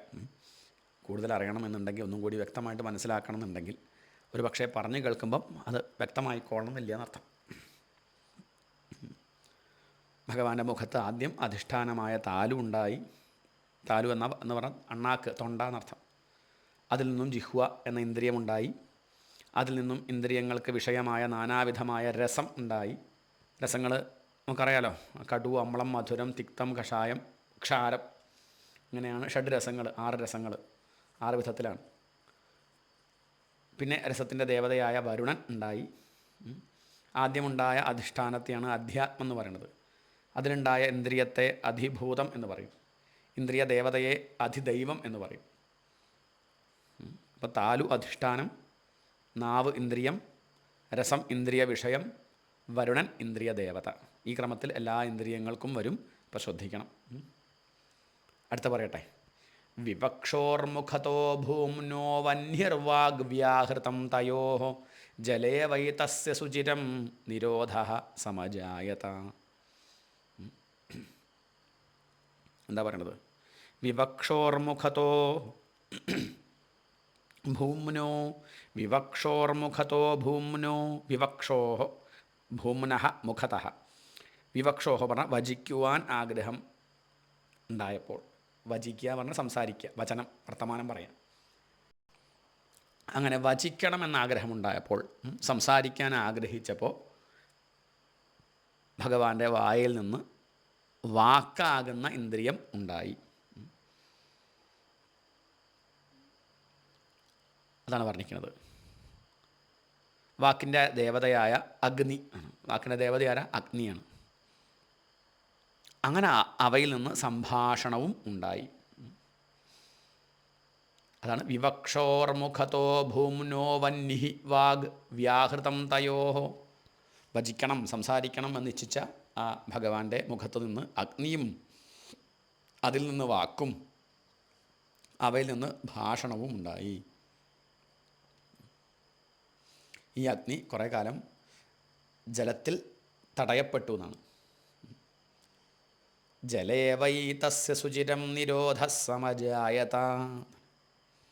ചില പാഠത്തിൽ അവിടെ ഗളേ വൈ തസ്യ സുചിരം എന്നുണ്ട്.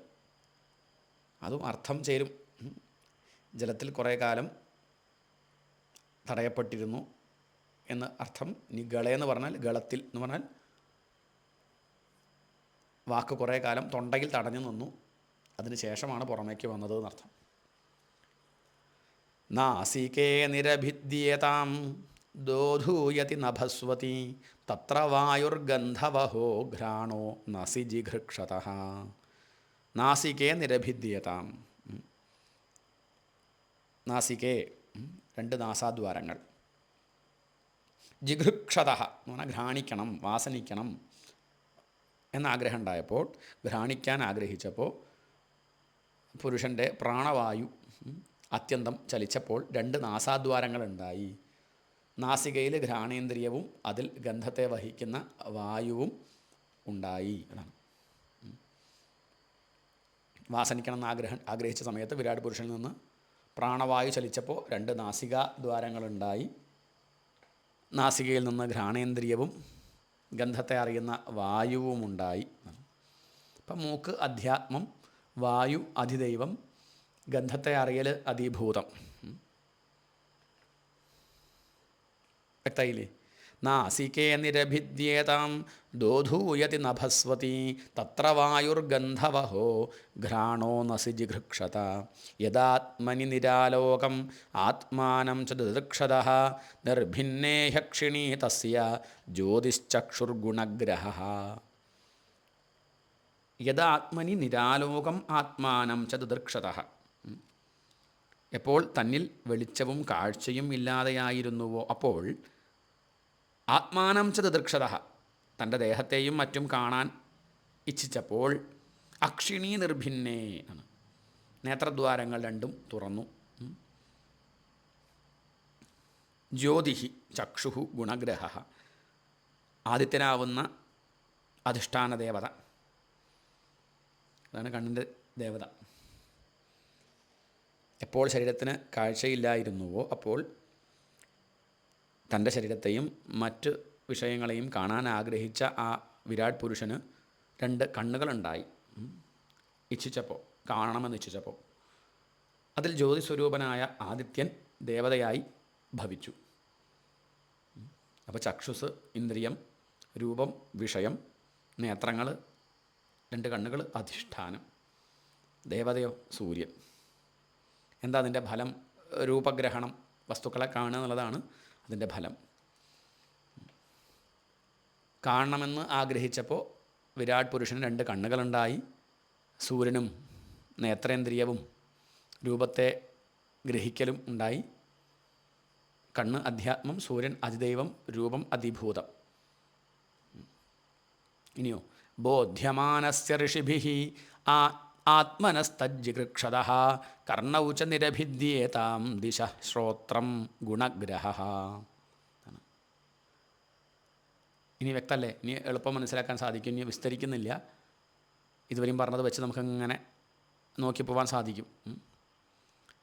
ഋഷികൾ സ്തുതിക്കുന്ന വേദങ്ങളെ കേൾക്കണം എന്നാഗ്രഹിച്ചപ്പോൾ, കേൾക്കണം എന്നുള്ള ആഗ്രഹം ഉണ്ടായപ്പോൾ എന്തുണ്ടായി? കാതുകളുണ്ടായി, കാതുകളുടെ ദേവതകളായിട്ട് എന്താ പറയുക, ദിഗ്ദേവതകളെയാണ് പറയുക. ശ്രോത്രമാകുന്ന ഇന്ദ്രിയം ഉണ്ടായി, പിന്നെ ശബ്ദവും ഉണ്ടായി. കാതാകുന്ന ഇന്ദ്രിയം അധ്യാത്മം, ദിഗ്ദേവതകൾ അതിദൈവം, ശബ്ദം അതിഭൂതം, വസ്തുക്കളുടെ മാർദ്ദവം, കാഠിന്യം, ലഘുത്വം, ചൂട്, തണുപ്പ് എന്നിവ അറിയണമെന്ന് ആഗ്രഹിച്ചപ്പോൾ വിരാട് പുരുഷന് ത്വക്ക് എന്ന ഇന്ദ്രിയം ഉണ്ടായി. അതാണ് അടുത്തത്. വസ്തുനോ മൃദുകാഠിന്യ ലഘുഗുർവോഷ്ണശീതതാം ജിഘൃക്ഷതസ്ത്വം നിർഭിന്ന തസ്യാം രോമമഹീരുഹാ തത്ര ചാന്തർബഹിർവാതസ്ത്വച ലബ്ധഗുണോ വൃതഃ. ദ്രവ്യത്തിൻ്റെ മൃദുത്വം, കാഠിന്യം, ലഘുത്വം, ഗുരുത്വം, ഉഷ്ണം, ശീതം, തണുപ്പ്, ചൂട് എന്നീ ഗുണങ്ങളെ അറിയണമെന്ന് ഇച്ഛയുണ്ടായപ്പോൾ പുരുഷന് ത്വക്കുണ്ടായി എന്നാണ്, ശരീരം ഉണ്ടായി. അതിന് അധിഷ്ഠാനം ചർമ്മം, അതിൽ രോമങ്ങളുണ്ടായി. അഭിമാന ദേവത ഏതാണ്? അഭിമാനി ദേവത വായു. അങ്ങനെ രോമങ്ങൾ വൃക്ഷങ്ങളായി ഭവിച്ചു. തൊലിയിൽ നിന്ന് രോമങ്ങളുണ്ടായി. വിരാട് പുരുഷൻ്റെ രോമങ്ങളാണ് വൃക്ഷങ്ങളായി തീർന്നത്. പിന്നെയോ പിന്നെ പറഞ്ഞത്, പിന്നീട് വിരാട്ടിൽ നിന്ന് വായുവും സ്പർശവും ഉണ്ടായി. ത്വഗിന്ദ്രിയം അധ്യാത്മം, വായു അധിദൈവം, സ്പർശം അധിഭൂതം. ഹസ്തൗ രുരുഹതുസ്തസ്യ നാനാകർമ്മ ചികീർഷയാ തയോസ്തു ബലമിന്ദ്രശ്ച ആദാനമുഭയാശ്രയം. ഹസ്തൗ കൈകൾ, ഇരു കൈകൾ. രുരുഹതുഹു മുളച്ചു വന്നു എന്നർത്ഥം, ഉണ്ടായി എന്നർത്ഥം. പലവിധ കർമ്മങ്ങൾ ചെയ്യണമെന്ന് ആഗ്രഹിച്ചപ്പോൾ വിരാട് പുരുഷന് കൈകളുണ്ടായി. അവയിൽ നിന്ന് എടുക്കലാകുന്ന പ്രവൃത്തി ഉണ്ടായി. ദേവത ആരാണ്? അധിഷ്ഠാന ദേവത ഇന്ദ്രൻ. കയ്യാകുന്ന ഇന്ദ്രിയം അധ്യാത്മം, ഇന്ദ്രൻ അധിദൈവം, എടുക്കലാകുന്ന പ്രവൃത്തി അതിഭൂതം. പിന്നെയോ ഗതിം ജിഗീഷതഃ പാദൗ രുരുഹാതേഭികാമികാം പദ്ഭ്യാം യജ്ഞഃ സ്വയം ഹവ്യം കർമ്മഭിः ക്രിയത്തെ നൃഭിः. സഞ്ചരിക്കണമെന്ന ആഗ്രഹം ഉണ്ടായപ്പോൾ വിരാട് പുരുഷന് കാലുകളുണ്ടായി. കാലുകളുടെ ദേവതയായ യജ്ഞസ്വരൂപിയായ വിഷ്ണു ഉണ്ടായി. പിന്നെയോ കാലുകളെ കൊണ്ട് നടന്നു ചെന്നിട്ടാണ് യജ്ഞത്തിന് വേണ്ടതായ ഹവ്യം മുതലായവയെ സമ്പാദിക്കുന്നത്. അതാണ് പ്രവൃത്തി. കാലാധ്യാത്മം, വിഷ്ണു ദേവത, നടക്കുക എന്നുള്ളത് അതിഭൂതം. വ്യക്തമായില്ലേ? അടുത്തത് നിരഭിദ്യത ശിഷ്ണോ വൈ പ്രജാനന്ദാമൃതാർത്ഥിനഃ ഉപസ്ഥ ആസീത് കാമാനാം പ്രിയം തദുഭയാശ്രയം. സന്താനം, സ്ത്രീസുഖം, പിതൃകടം തീർക്കുക, സംതൃപ്തി ഇവയെ ആഗ്രഹിച്ച വിരാട് പുരുഷന് ശിഷ്ണമുണ്ടായി എന്നാണ്. സന്താനം, സ്ത്രീ സംയോഗ സുഖം, മോക്ഷം എന്നിവ ആഗ്രഹിച്ച പുരുഷന് ഉപകരിക്കുന്ന അധിഷ്ഠാനമായ ശിഷ്ണം ഉണ്ടായി. അതിൻ്റെ ഇന്ദ്രിയമായി ഉപസ്ഥം ഉണ്ടായി. അതിന് ദേവത പ്രജാപതി. കാമികൾക്ക് തൃപ്തി നൽകുന്ന സ്ത്രീ പുരുഷ സംയോഗം വിഷയം. ഇത് ഇന്ദ്രിയത്തെയും ദേവതയെയും ആശ്രയിച്ചിരിക്കുന്നു. സന്താനമാണ് ഫലം.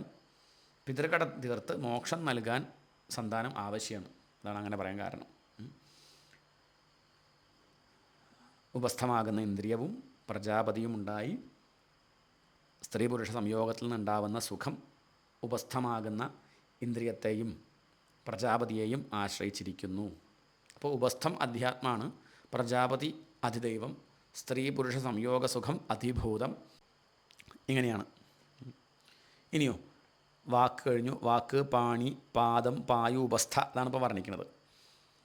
ഇനി പറയാണ് അടുത്തത്, ശരീരത്തിനുള്ളിലെ മാലിന്യത്തെ പുറന്തള്ളണം എന്നുള്ള ആഗ്രഹം വന്നപ്പോൾ ആ വിരാട് പുരുഷന് ഗുദം ഉണ്ടായി. ഉത്സൃക്ഷോർധാതുമലം നിരഭിദ്യത വൈ ഗുദം തതഃ പായുസ്തതോ മിത്ര ഉത്സർഗ ഉഭയാശ്രയഃ. താൻ കഴിച്ച അന്നാദി ധാതുക്കളുടെ ദുഷിച്ച അംശത്തെ പുറത്തേക്ക് കളയാൻ ആഗ്രഹിച്ചപ്പോൾ അതിന് വേണ്ട വഴി അതാണ് ഗുദം ഉണ്ടായി. അതിനെ ആശ്രയിച്ചിരിക്കുന്ന ഇന്ദ്രിയം പായുവാണ്. ദേവത മിത്രനാണ്. ആ അഴുക്ക് പുറത്തേക്ക് കളയുന്ന വൃത്തി അതാണ് വിഷയം. വ്യക്തല്ലേ?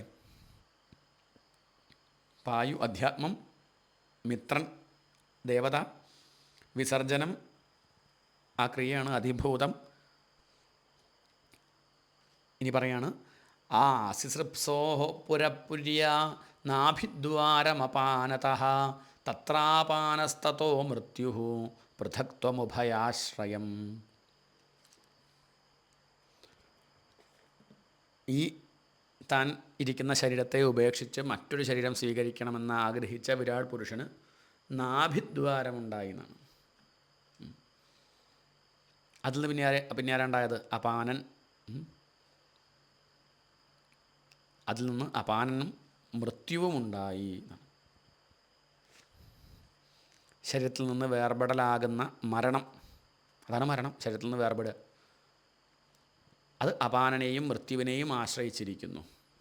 അപ്പോൾ അപാനൻ അധ്യാത്മം, മൃത്യു അധിദൈവം, മരണം അധിഭൂതം. ആസിസൃപ്സോഃ പുരഃ പുര്യാ നാഭിദ്വാരമപാനതഃ തത്രാപാനസ്തതോ മൃത്യു പൃഥക്ത്വമുഭയാശ്രയം. ആസിസൃപ്സോഃ എന്ന് പറഞ്ഞാൽ പകർന്നു പോകാൻ ആഗ്രഹം കൊണ്ട പുരുഷന് എന്നർത്ഥം. മാറി നിൽക്കാൻ ആഗ്രഹിക്കുന്ന, പുറത്തേക്ക് സഞ്ചരിച്ച് മറ്റൊരു ശരീരത്തെ സ്വീകരിക്കാൻ ആഗ്രഹിക്കുന്ന എന്നർത്ഥം. പുര്യാ പുരഃ എന്നാൽ ഒരു ദേഹത്തിൽ നിന്ന് അന്യദേഹങ്ങളിലേക്ക്. നാഭിദ്വാരം എന്ന് പറഞ്ഞാൽ പൊക്കിൽ ചുഴി. അതാണ്. വ്യക്തമല്ലേ? അതിലൊന്നും വലിയ ബുദ്ധിമുട്ടുള്ള ഭാഗങ്ങളല്ല. ഇനി എന്താ പറയേണ്ടത്? ആദിത്സോരന്നപാനാനാം ആസൻ കുക്ഷ്യന്ത്രനാടയഃ നദ്യഃ സമുദ്രാശ്ച തയോഃ തുഷ്ടിഃ പുഷ്ടിസ്തദാശ്രയേ. ആഹാരപദാർത്ഥങ്ങളെ സ്വീകരിക്കണം എന്ന് ആഗ്രഹമുണ്ടായപ്പോൾ വയറ് ഉണ്ടായി. അതാണ് പറഞ്ഞിരിക്കുന്നത്. ആദിത്സോരന്നപാനാനാം, ആദിത്സോഹോ ആദാനത്തെ ആഗ്രഹിച്ച, ഭക്ഷണപാനീയങ്ങളെ എടുക്കണമെന്ന് ആഗ്രഹിച്ചപ്പോൾ കുക്ഷ്യന്ത്രനാടയ വയറും അതിൽ കുടലുകളും ഞരമ്പുകളും ആയ ഇന്ദ്രിയങ്ങളും ആസൻ ഉണ്ടായി. അപ്പോൾ അതിൻ്റെ അധിഷ്ഠാന ദേവതകൾ ആരാ? സമുദ്രാഹ നദ്യഹ ച, സമുദ്രങ്ങളും നദികളും.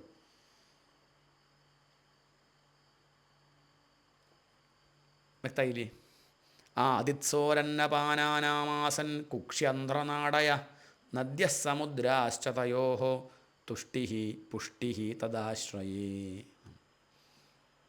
ആഹാരപദാർത്ഥങ്ങളെ സ്വീകരിക്കണമെന്ന് ആഗ്രഹം ഉണ്ടായപ്പോൾ വയറും പിന്നെയോ കുടലുകളും ഞരമ്പുകളും ഒക്കെ ഉണ്ടായി,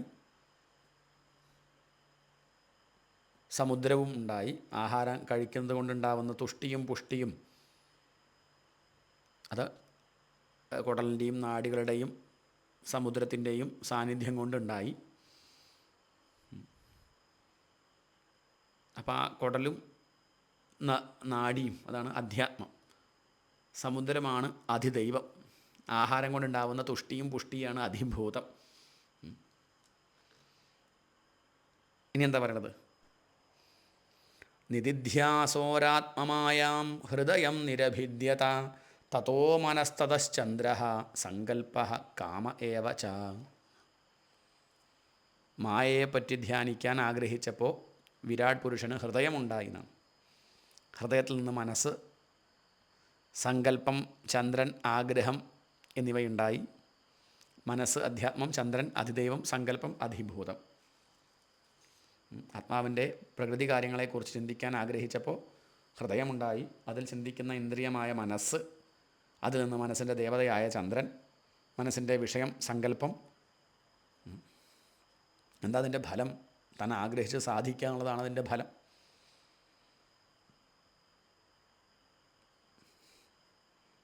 മുപ്പത്തൊന്നാമത്തെ ശ്ലോകം. ത്വക്ചർമ്മമാംസരുധിരമേദോ മജ്ജാസ്ഥിധാതവഃ ഭൂമ്യപ്തേജോമയാഃ സപ്തപ്രാണോ വ്യോമാംബുവായുഭിഃ. ത്വക് ചർമ്മ മാംസരുധിരമേദോ മജ്ജാസ്ഥി സപ്തധാതവഃ. ത്വക്ക്, ചർമ്മം, മാംസം, രുധിരം എന്നൊക്കെ പറഞ്ഞാൽ ഉൾത്തൊലി, പുറംതൊലി, അകത്തുള്ള തൊലി, പുറത്തുള്ള തൊലി, മാംസം, രക്തം, കൊഴുപ്പ്, മജ്ജ, അസ്ഥി, ഇങ്ങനെ 7 ധാതുക്കൾ. സൂക്ഷ്മമായ തോല്, സ്ഥൂലമായ തോല്, അതിൻ്റെ അന്തർഭാഗത്തുള്ള മാംസം, രക്തം, മേധസ്, മജ്ജ, അസ്ഥി, ഇങ്ങനെ 7 ധാതുക്കൾ. അതുപോലെ ഭൂമി, ജലം, അഗ്നി ഇവയുടെ വികാരങ്ങളിൽ നിന്നുണ്ടായി. 7 ധാതുക്കൾ ഭൂമി, ജലം, അഗ്നി ഇവയുടെ വികാരങ്ങളിൽ നിന്നുണ്ടായി. ആകാശം, ജലം, വായു ഇവയുടെ മൂന്നിൻ്റെയും കാര്യഭൂതമായി പ്രാണനും ഉണ്ടായി.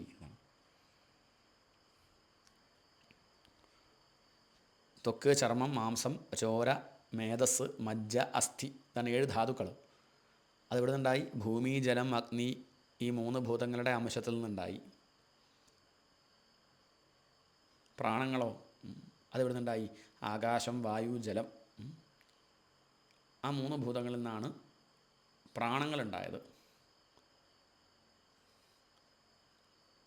ഗുണാത്മകാനീന്ദ്രിയാണി ഭൂതാദിപ്രഭവാ ഗുണാഃ മനഃസർവവികാരാത്മാ ബുദ്ധിർവിജ്ഞാനരൂപിണി. ഗുണാത്മകാനി ഇന്ദ്രിയാണി ഇന്ദ്രിയങ്ങൾ ഗുണകാര്യങ്ങളാണ്. ഭൂതാദിപ്രഭവാ ഗുണാഃ ഗുണങ്ങൾ ഭൂതാദിയായ അഹങ്കാരത്തിൽ നിന്ന് ഉണ്ടായി. മനഃസർവവികാരാത്മാ മനസ്സ് കാമക്രോധാദി എല്ലാ വികാരങ്ങളുടെയും സ്വരൂപമാകുന്നു. ബുദ്ധി വിജ്ഞാനരൂപിണി ബുദ്ധിയാവട്ടെ വിജ്ഞാനത്തിൻ്റെ സ്വരൂപമായിരിക്കുന്നു.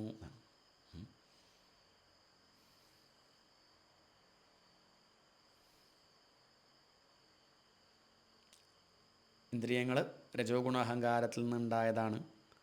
ശബ്ദസ്പർശ രൂപരസഗന്ധങ്ങളാകുന്ന വിഷയങ്ങൾ അത് തമോ ഗുണ അഹങ്കാരത്തിൽ നിന്നുണ്ടായതാണ്. മനസ്സ് പലവിധ വികാരങ്ങളോട് കൂടിയതാണ്. ബുദ്ധിയാവട്ടെ പുറമേയുള്ള പല വിഷയങ്ങളെയും അറിയുന്നതാണ്. ഇതാണ് ഭഗവാന്റെ ആ വിരാട് സ്വരൂപൻ്റെ അല്ലെ വിരാട് സ്വരൂപിയായ ഭഗവാന്റെ രൂപം, സ്ഥൂലമായ രൂപം. ഏതത് ഭഗവതോ രൂപം സ്ഥൂലം തേ വ്യാഹൃതം മയാ ഇതാണ് ആ ഭഗവാന്റെ സ്ഥൂലമായ രൂപം. അത് ഞാൻ അങ്ങേക്ക് പറഞ്ഞു തന്നു കഴിഞ്ഞു.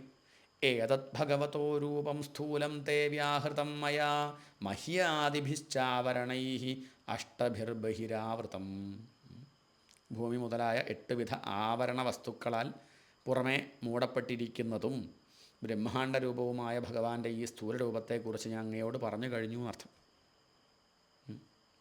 ഇതുവരെ പറഞ്ഞതിനെ സംഗ്രഹിച്ച് പറയുകയാണ്. ഭൂമി, ജലം, അഗ്നി, വായു, ആകാശം, അഹങ്കാരം, മഹത്തത്വം, പ്രകൃതി ഇങ്ങനെ 8 വിധം ആവരണങ്ങളാൽ തന്നെയാണ് ഗീതയിലും പറഞ്ഞത്. ഭിന്ന പ്രകൃതിരഷ്ടധ ആണ് ഭഗവാന്റെ മായ. ഇങ്ങനെ ആവരണങ്ങളാൽ പുറമേ മറയ്ക്കപ്പെട്ടതും ബ്രഹ്മാണ്ഡ രൂപവുമാണ് ഭഗവാന്റെ സ്ഥൂല ശരീരം. അതാണ് ഇപ്പം ഇവിടെ പറഞ്ഞു കഴിഞ്ഞത്.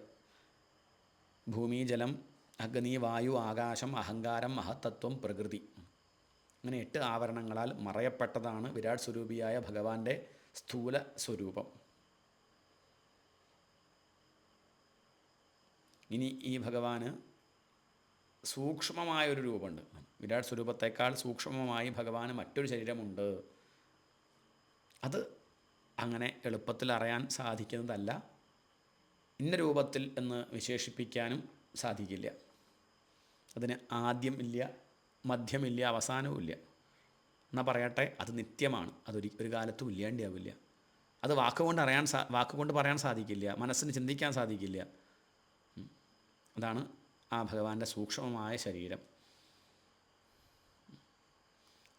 ആ സൂക്ഷ്മമായ ശരീരവും ഈ പറഞ്ഞ സ്ഥൂലമായ ശരീരവും രണ്ടും മായ കൊണ്ട് സൃഷ്ടിക്കപ്പെട്ടവയാണ്. രണ്ടും ആ ഭഗവാന്റെ മായ കൊണ്ട് സൃഷ്ടിക്കപ്പെട്ടതാണ്.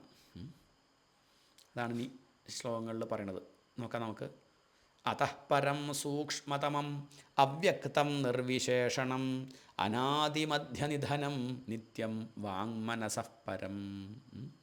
ഈ പറഞ്ഞ സ്ഥൂല രൂപത്തിൽ നിന്ന് അന്യമായ സൂക്ഷ്മമായൊരു രൂപം ആ ഭഗവാനുണ്ട്. അത് അവ്യക്തമാണ്. വിശേഷണങ്ങളെ കൊണ്ട് തിരിച്ചറിയാൻ കഴിയില്ല. അതിന് ആദിയും മധ്യവും അന്തവും ഇല്ല. അത് നിത്യമാണ്.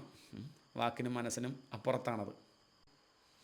അമുനി ഭഗവദ്രൂപേ മയാ തേ അനുവർണിതേ ഉഭേ അപി ന ഗൃഹന്തി മായാ സൃഷ്ടേ വിപശ്ചിതഃ.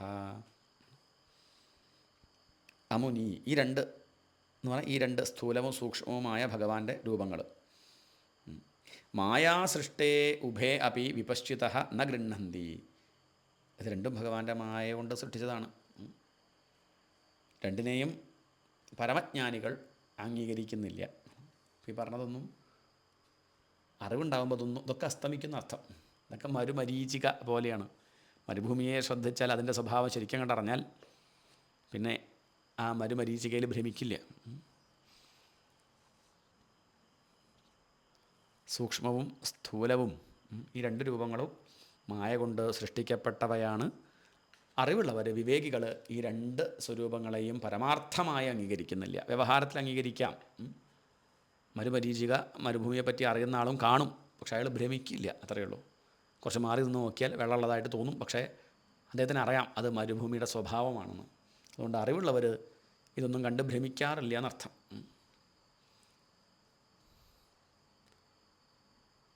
സവാച്യവാചകതയാ ഭഗവാൻ ബ്രഹ്മരൂപധൃക് നാമരൂപക്രിയാധത്തെ സകർമാകർമ്മകഃ പരഃ.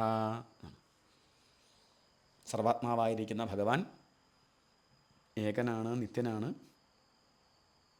മായാബന്ധമില്ലാത്തവനാണ്. ഗുണങ്ങൾ കൊണ്ടുള്ള കർമ്മങ്ങളോ അതൊന്നും ഭഗവാനില്ല. എന്നാൽ അതേസമയത്ത് ബ്രഹ്മാവിൻ്റെ രൂപത്തെ ധരിച്ച് സൃഷ്ടിക്കുന്നു, പല കാര്യങ്ങളും ചെയ്യുന്നുണ്ട്. ദേവന്മാർ, മനുഷ്യർ, മൃഗങ്ങൾ, പക്ഷികൾ, ഇങ്ങനെയൊക്കെ പല രൂപങ്ങളിൽ നാമങ്ങളും കർമ്മങ്ങളും കൂടിയവനായും ഇരിക്കുന്നുണ്ട്. ഇങ്ങനെ ഒരേ സമയത്ത് ഏകനായും എന്നാൽ പലതായും, ഏകനും അരൂപിയും നിർഗുണനും സരൂപിയും സഗുണനുമായിരിക്കുന്നവനാണ് ആ ഭഗവാൻ. ഇങ്ങനെ പറയാൻ സാധിക്കുള്ളൂ.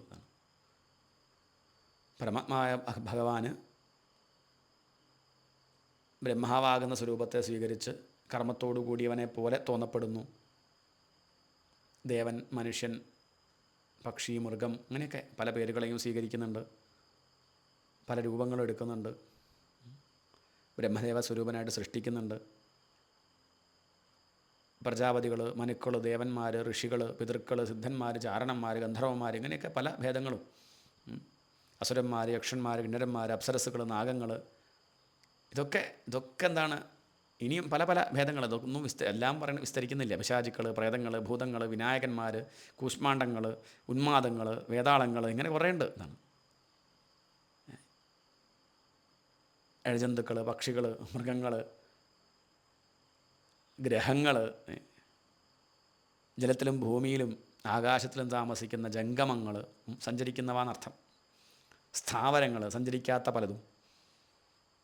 പിന്നെ പലതരത്തിലുള്ള സൃഷ്ടികൾ, ജരായുജം, അണ്ടജം, ജരായുജം അത് പ്രസവിച്ചുണ്ടാവുന്നത്, അമ്മ പ്രസവിച്ചുണ്ടാവുന്ന മനുഷ്യർ, മൃഗങ്ങൾ മുതലായവ. അണ്ടജം, മുട്ട വിരിഞ്ഞുണ്ടാവുന്ന പക്ഷി, പാമ്പ് മുതലായവ. സ്വേദജം, ഭൂമിയുടെ വിയർപ്പിൽ നിന്ന് ഉണ്ടാകുന്ന മൂട്ട, കൊതുക്, പേൻ മുതലായവ. ഉദ്ഭിജം എന്ന് പറഞ്ഞാൽ ഭൂമിയിൽ നിന്ന് പൊട്ടിമുളച്ചുണ്ടാവുന്ന ചില ചെടികൾ, വൃക്ഷങ്ങൾ, ലതകൾ, ഇങ്ങനെയുള്ള ജീവജാലങ്ങളെയൊക്കെ സൃഷ്ടിക്കുന്നു. ഇതൊക്കെ എവിടെ നിന്നാണ് ഉണ്ടാവുന്നത്? ഇതിൻ്റെയൊക്കെ അടിസ്ഥാനം എന്താണ്? സംശയമൊന്നുമില്ല, അതിൽ ബോധമാണ് അടിസ്ഥാനം. ഇതൊക്കെ എവിടെ നിന്നുണ്ടായി ചോദിച്ചാൽ ബ്രഹ്മത്തിൽ നിന്നുണ്ടായി. ബ്രഹ്മത്തിൽ നിന്നുണ്ടായതായി തോന്നുന്നു ആണ്. അതൊക്കെ തോന്നലാണ്. വിവേകികൾ ബ്രഹ്മത്തെ മാത്രമേ അംഗീകരിക്കുന്നുള്ളൂ, ബാക്കിയുള്ളതൊക്കെ തോന്നലായിട്ട് തന്നെ കണക്കാക്കുകയാണ്. അതാണിപ്പം കുറച്ച് ശ്ലോകങ്ങളിലായിട്ട് വർണ്ണിക്കുന്നത്. ഈ ആശയം, ഈ പറഞ്ഞ കാര്യങ്ങൾ മനസ്സിലാക്കിക്കൊണ്ട് ഈ ശ്ലോകം കേൾക്കുമ്പോൾ അർത്ഥം പിടികിട്ടും എളുപ്പത്തിൽ. പ്രജാപതീൻ മനൂൻ ദേവാൻ ഋഷീൻ പിതൃഗണാൻ പൃഥക്. ഒരുമിച്ച് വായിക്കാം. പ്രജാപതീൻ മനൂൻ ദേവാൻ ഋഷീൻ പിതൃഗണാൻ പൃഥക് സിദ്ധചാരണഗന്ധർവാൻ വിദ്യാധ്രാസുരഗുഹ്യകാൻ കിന്നരാപ്സരസോ നാഗാൻ സർപ്പാൻ കിം പുരുഷോരകാൻ മാതൃരക്ഷ പിശാചാംശ്ച പ്രേതഭൂതവിനായകാൻ കൂഷ്മാണ്ഡോന്മാദവേതാളാൻ യാതുധാനാൻ ഗ്രഹാനപി ഖഗാൻ മൃഗാൻ പശൂൻ വൃക്ഷാൻ ഗിരീൻ നൃപസരീസൃപാൻ. ഒക്കെ ഭേദങ്ങൾ പലതിനും പറയുകയാണ്. നമ്മൾ കാണുന്ന, നമ്മളെ ദൃഷ്ടിയിൽ നമ്മൾക്കറിയുന്ന കാര്യങ്ങളെപ്പറ്റി പറയുകയാണ്. ഇതൊക്കെ ആ ഭഗവാന്റെ പലതരത്തിലുള്ള രൂപങ്ങളാകുന്നു.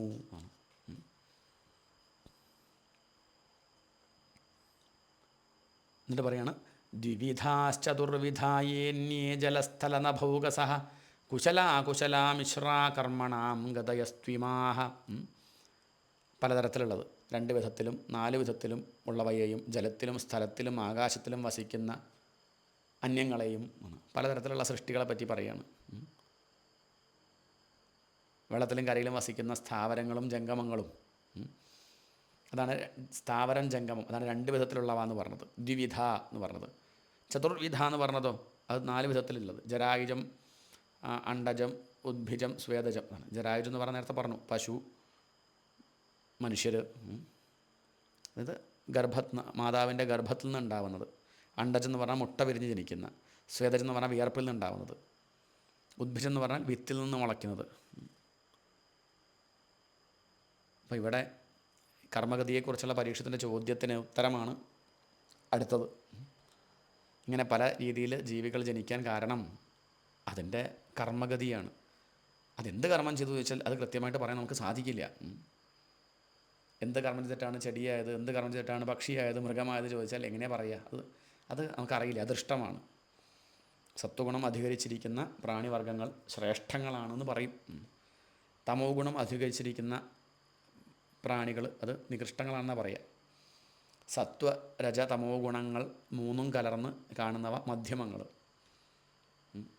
ഇങ്ങനെ ഉണ്ടാവാൻ എന്താ കാരണം ചോദിച്ചാൽ ഓരോ ജീവനും അതിൻ്റെ മുന്നേ ഉള്ള ജന്മങ്ങളിൽ ചെയ്ത പുണ്യം പാപം മിശ്രം ഇങ്ങനെയുള്ള കർമ്മങ്ങൾക്കനുസരിച്ചാണ് ബ്രഹ്മാവ് ജീവന്മാരെ സൃഷ്ടിക്കുന്നത്.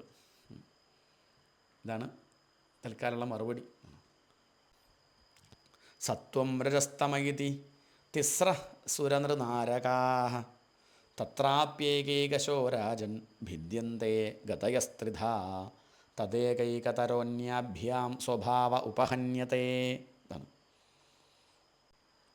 സത്വം രജസ്തമയിതി തിസ്ര സുരനൃനാരകാഃ തത്രാപ്യേകൈകശോ രാജൻ ഭിദ്യന്തേ ഗതയസ്ത്രിധാ യദൈകൈകതരോന്യാഭ്യാം സ്വഭാവ ഉപഹന്യതേ. അല്ലെങ്കിൽ തദേകൈകതരോന്യാഭ്യാം സ്വഭാവ ഉപഹന്യതേ. അല്ലെങ്കിൽ രാജാവേ, സത്വം രജസ് തമസ് എന്നീ 3 ഗുണങ്ങളിൽ നിന്ന് ദേവന്മാർ, മനുഷ്യർ, തിര്യക്കുകൾ ഇങ്ങനെ 3 വിധം ഗതികൾ സംഭവിക്കുകയാണ്. അതിലോരോ വിഭാഗത്തിലും 3 വിധത്തിൽ ഗതികൾ സംഭവിക്കും.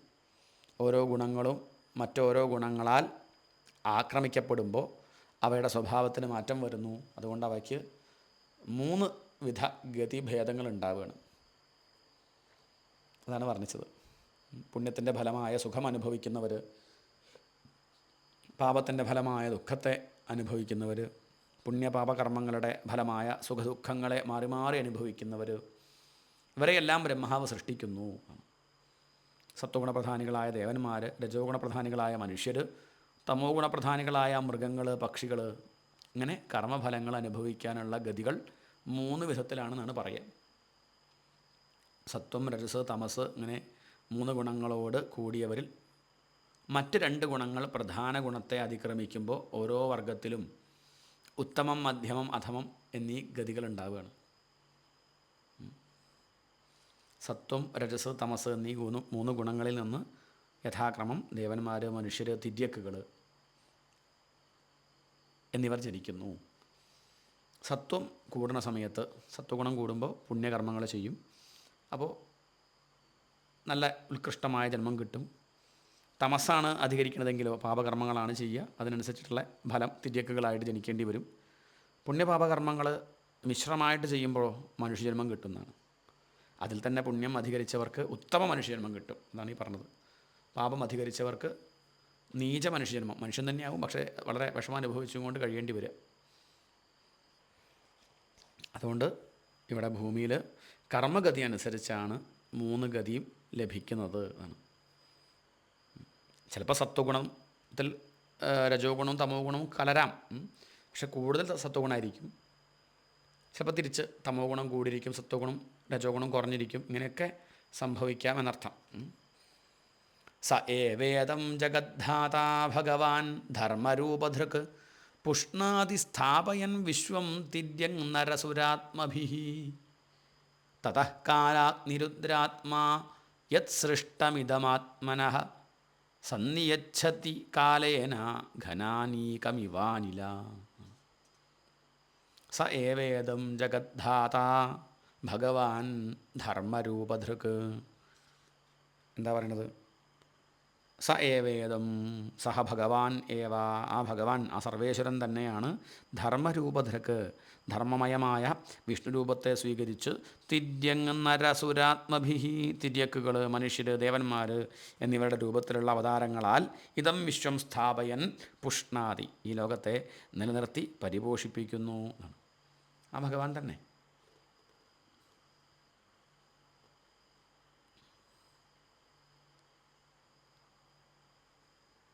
ആ ഭഗവാൻ തന്നെയാണ് തതക്കാലാഗ്നിരുദ്രാത്മാ യസൃഷ്ടമിതമാത്മന സന്നിയച്ഛതി കാലേന ഘനാനീകമിവാനില.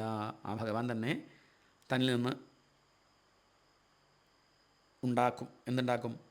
യത് ഇതം കാലാഗ്നിരുദ്രാത്മാ, ഈ ലോകത്തെ കാലാഗ്നിമയമായ രുദ്രരൂപത്തെ സ്വീകരിച്ച് ഘനാനീകം, ഘനാനീകം കാർമേഘം, അനില ഇവ, ആ മേഘത്തെ വായു എന്ന പോലെ കാലേന സന്നിയച്ഛതി, കാലം കൊണ്ട് തന്നിൽ ലയിപ്പിക്കുന്നു. ഇതൊക്കെ ആ ഭഗവാൻ തന്നെ ചെയ്യുകയാണ്.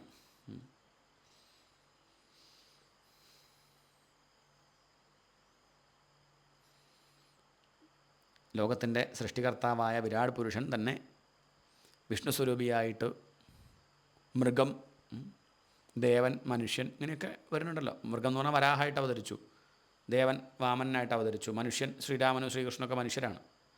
ഇങ്ങനെ പല അവതാരങ്ങളെ സ്വീകരിച്ചുകൊണ്ട് ലോകത്തെ രക്ഷിക്കുന്നു.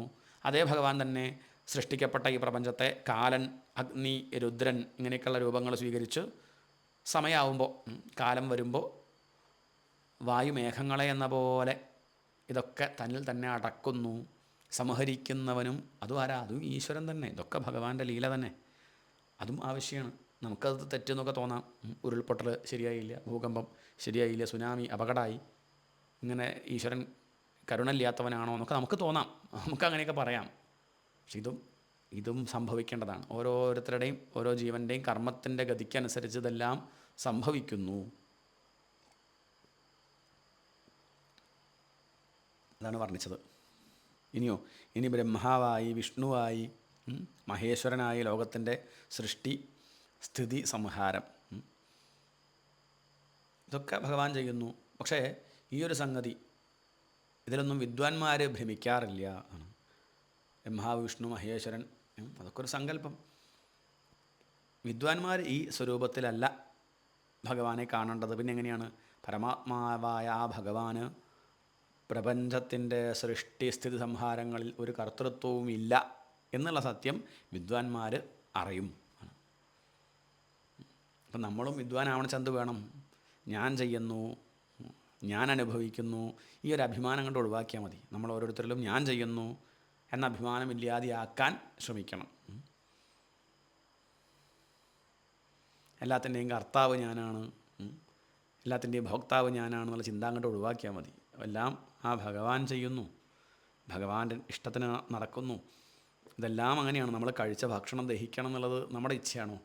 അത് സംഭവിക്കുന്നു, അത്രയേ ഉള്ളൂ. അതിൽ നമ്മളെന്ത് ചെയ്യാറുണ്ടോ? ഒന്നും ചെയ്യണില്ല. അതല്ലേ സത്യം.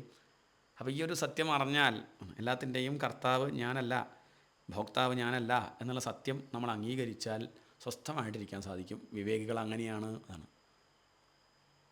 അപ്പോൾ കർത്തൃത്വം ഇല്ലെന്ന് ബോധ്യം വന്ന് അഭിമാനം അകറ്റാൻ ശ്രമിക്കുക. ഇത്തം ഭാവേന കഥിതോ ഭഗവാൻ ഭഗവത്തമ നേത്തം ഭാവേന ഹി പരം ദ്രഷ്ടുമർഹന്തി സൂരയഃ. ഭഗവാൻ എന്ന് പറയുന്നതിന് അത്യന്തം ഉത്തമനായ ഈശ്വരൻ്റെ സ്വരൂപത്തെ ഇപ്രകാരം ഇരിക്കുന്നതാണെന്ന് പറഞ്ഞു കഴിഞ്ഞു. എന്നാൽ വിവേകികൾ ഭഗവാന്റെ സ്വരൂപം ഇന്ന രീതിയിലാണെന്ന് കാണുന്നതിന് അർഹന്മാരല്ല എന്ന് പറഞ്ഞാൽ നേരത്തെ പറഞ്ഞല്ലേ, വിവേകികൾ അങ്ങനെ ഭഗവാനെ ഒതുക്കൊന്നുമില്ല. ഇന്ന ആൾ മാത്രമാണ് ഭഗവാൻ, ബ്രഹ്മാവാണ് ഭഗവാൻ, അല്ലെങ്കിൽ വിഷ്ണുവാണ് ഭഗവാൻ, ശിവനാണ് ഭഗവാൻ, അങ്ങനെ തന്നെ ആയിരിക്കണം എന്നുള്ള വാശി അതൊന്നുമില്ല അവർക്കില്ല. അരൂപിയായ ഭഗവാൻ ബ്രഹ്മസ്വരൂപമാണ്. സൃഷ്ടിക്കുന്നതും ഭഗവാൻ, പരിപാലിക്കുന്നതും ഭഗവാൻ, സംഹരിക്കുന്നതും ഭഗവാൻ ആണ്. അങ്ങനെയാണ്. എന്നാണ് പറഞ്ഞതിൻ്റെ സാരം. നാസ്യ കർമ്മണി ജന്മാദൗ പരസ്യാനുവിധീയത്തെ കർത്തൃത്വപ്രതിഷേധാർത്ഥം മായയാരോപിതം ഹി തത്. എന്താണ് വിവേകികൾ ബ്രഹ്മാദി രൂപങ്ങൾ ഭഗവാന്റെ രൂപങ്ങളാണ്, അല്ലെങ്കിൽ അത് ഭഗവാനാണ് ബ്രഹ്മാവ് എന്ന് കാണാത്തത് എന്ത് എന്നുള്ളത് പറയുകയാണ്. ഈ ലോകത്തിൻ്റെ സൃഷ്ടി സ്ഥിതി ലയം അതിൽ ഭഗവാന് കർത്തൃത്വം ഇല്ല. അതന്നെ എന്തുകൊണ്ടാൽ ഇതൊക്കെ മായ നിമിത്തം ആരോപിക്കപ്പെട്ടിരിക്കുന്നതാണ്. അതുകൊണ്ടാണ് അങ്ങനെ പറയാൻ കാരണം. മായ നീങ്ങിയാൽ ഇവിടെ സൃഷ്ടിയും ഇല്ല, സ്ഥിതിയും ഇല്ല, പ്രളയവും ഇല്ല. ആ മായ ആണ് ഇതിനൊക്കെ കാരണം. അറിവില്ലായ്മ. യഥാർത്ഥമായ അറിവുണ്ടായാൽ ഇവിടെ ഒന്നും സംഭവിക്കുന്നില്ല, ഉള്ളതിനൊരു മാറ്റവും ഉണ്ടാവുന്നില്ല, ചലനം തന്നെ സംഭവിക്കുന്നില്ല. നിശ്ചലമായ അഖണ്ഡ സച്ചിദാനന്ദ ബ്രഹ്മം ബോധം എന്നാണ്. അത് തെളിയും. അതുകൊണ്ടാണ് നാസ്യ കർമ്മണി ജന്മാദൗ പരസ്യാനുവിധീയതേ എന്നാണ്. കർത്തൃത്വ പ്രതിഷേധാർത്ഥം മായയാരോപിതം ഹിതത്. പരസ്യ അസ്യ ജന്മാദൗ ഗുണാതീതനായ ആ ആത്മാവിന്, ഈശ്വരന്, അസ്യ ജന്മാദൗ ഈ ലോകത്തിൻ്റെ ജന്മാദികളിൽ ഉണ്ടാവുക, നിലനിൽക്കുക, ഇല്ലാണ്ടിയാവുക, ആ കർമ്മത്തിൽ യാതൊരു നഹി ഒരു കർത്തൃത്വവും ഇല്ല. അതുകൊണ്ടാണ് വിവേകികൾ ബ്രഹ്മ വിഷ്ണു മഹേശ്വരന്മാരിൽ സത്യബുദ്ധി വയ്ക്കാതിരിക്കുന്നത്. ഈശ്വരൻ്റെ ഈ വിശ്വരചനാദി കർത്തൃത്വത്തെ നിഷേധിക്കാൻ വേണ്ടി തത് മായയാ ആരോപിതം അനുവിധീയത. അത് കർത്തൃത്വം അത് മായയാൽ ഈശ്വരനിൽ ആരോപിക്കപ്പെട്ടതായിട്ട് പറയുന്നു എന്നാണ്. എവിടെ പറയുന്നു? നമുക്ക് പ്രമാണം വേദത്തിലും അത് കാണാം. അയം തോ ബ്രഹ്മണകൽപ സവികൽപ ഉദാഹൃത വിധി സാധാരണോ യത്ര സർഗാ പ്രാകൃതവൈകൃതാ. അയം തു ബ്രഹ്മണകൽപ സവികൽപ ഉദാഹൃത വിധി സാധാരണോ യത്ര സർഗാ പ്രാകൃതവൈകൃതാ. ഏത് കൽപ്പത്തിലാണോ ബ്രഹ്മാവ് ജനിച്ചത് അതിനെ ബ്രഹ്മകൽപ്പം എന്ന് പറയും.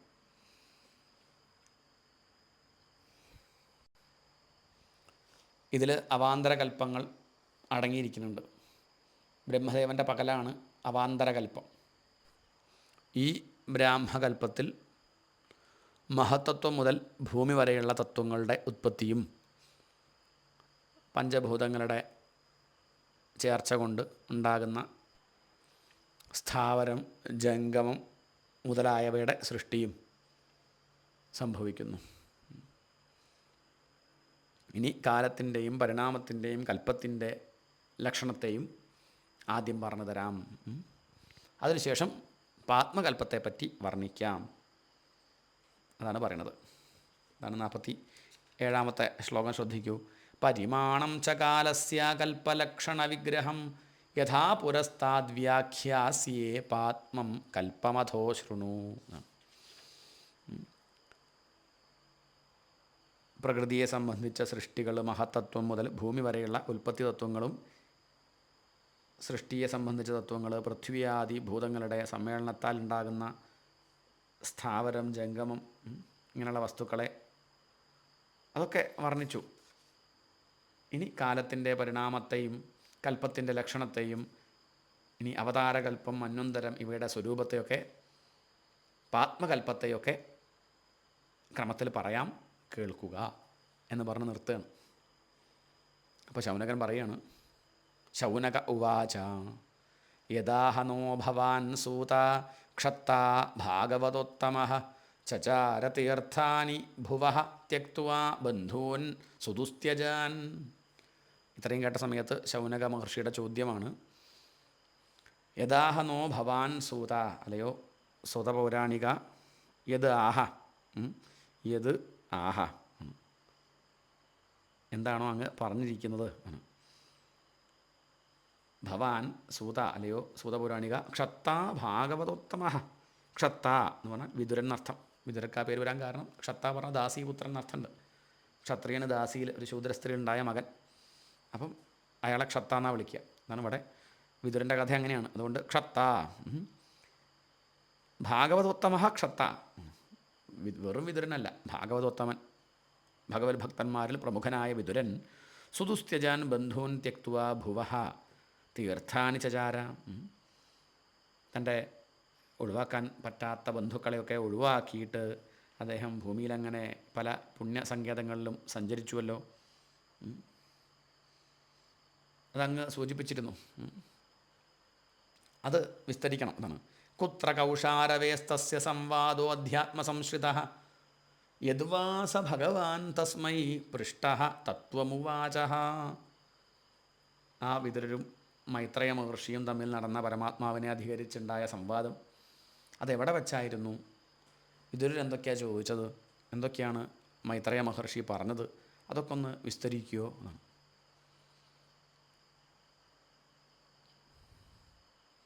ബ്രൂഹി നസ്തദിദം സൗമ്യ വിദുരസ്യ വിചേഷ്ടിതം ബന്ധുത്യാഗനിമിത്തം ച തഥൈവാഗതവാൻ പുനഃ.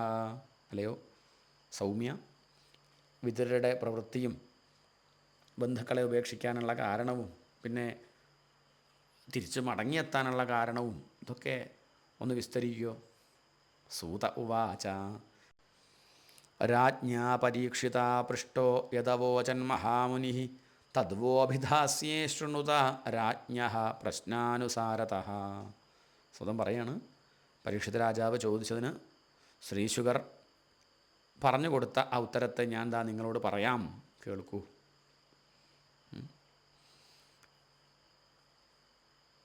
ശൗനക മഹർഷി സൂതനോട് ചോദിക്കുകയാണെന്ത്? അല്ലയോ സൂത, ഭാഗവതോത്തമനായ വിതുരൻ ഉപേക്ഷിക്കാൻ വളരെ പ്രയാസമുള്ള തൻ്റെ ബന്ധുക്കളെ, സജ്ജനങ്ങളെ ഉപേക്ഷിച്ച് തീർത്ഥങ്ങളിൽ സ്നാനം ചെയ്തു, കുറച്ചു കാലം അങ്ങനെ സഞ്ചരിച്ചു.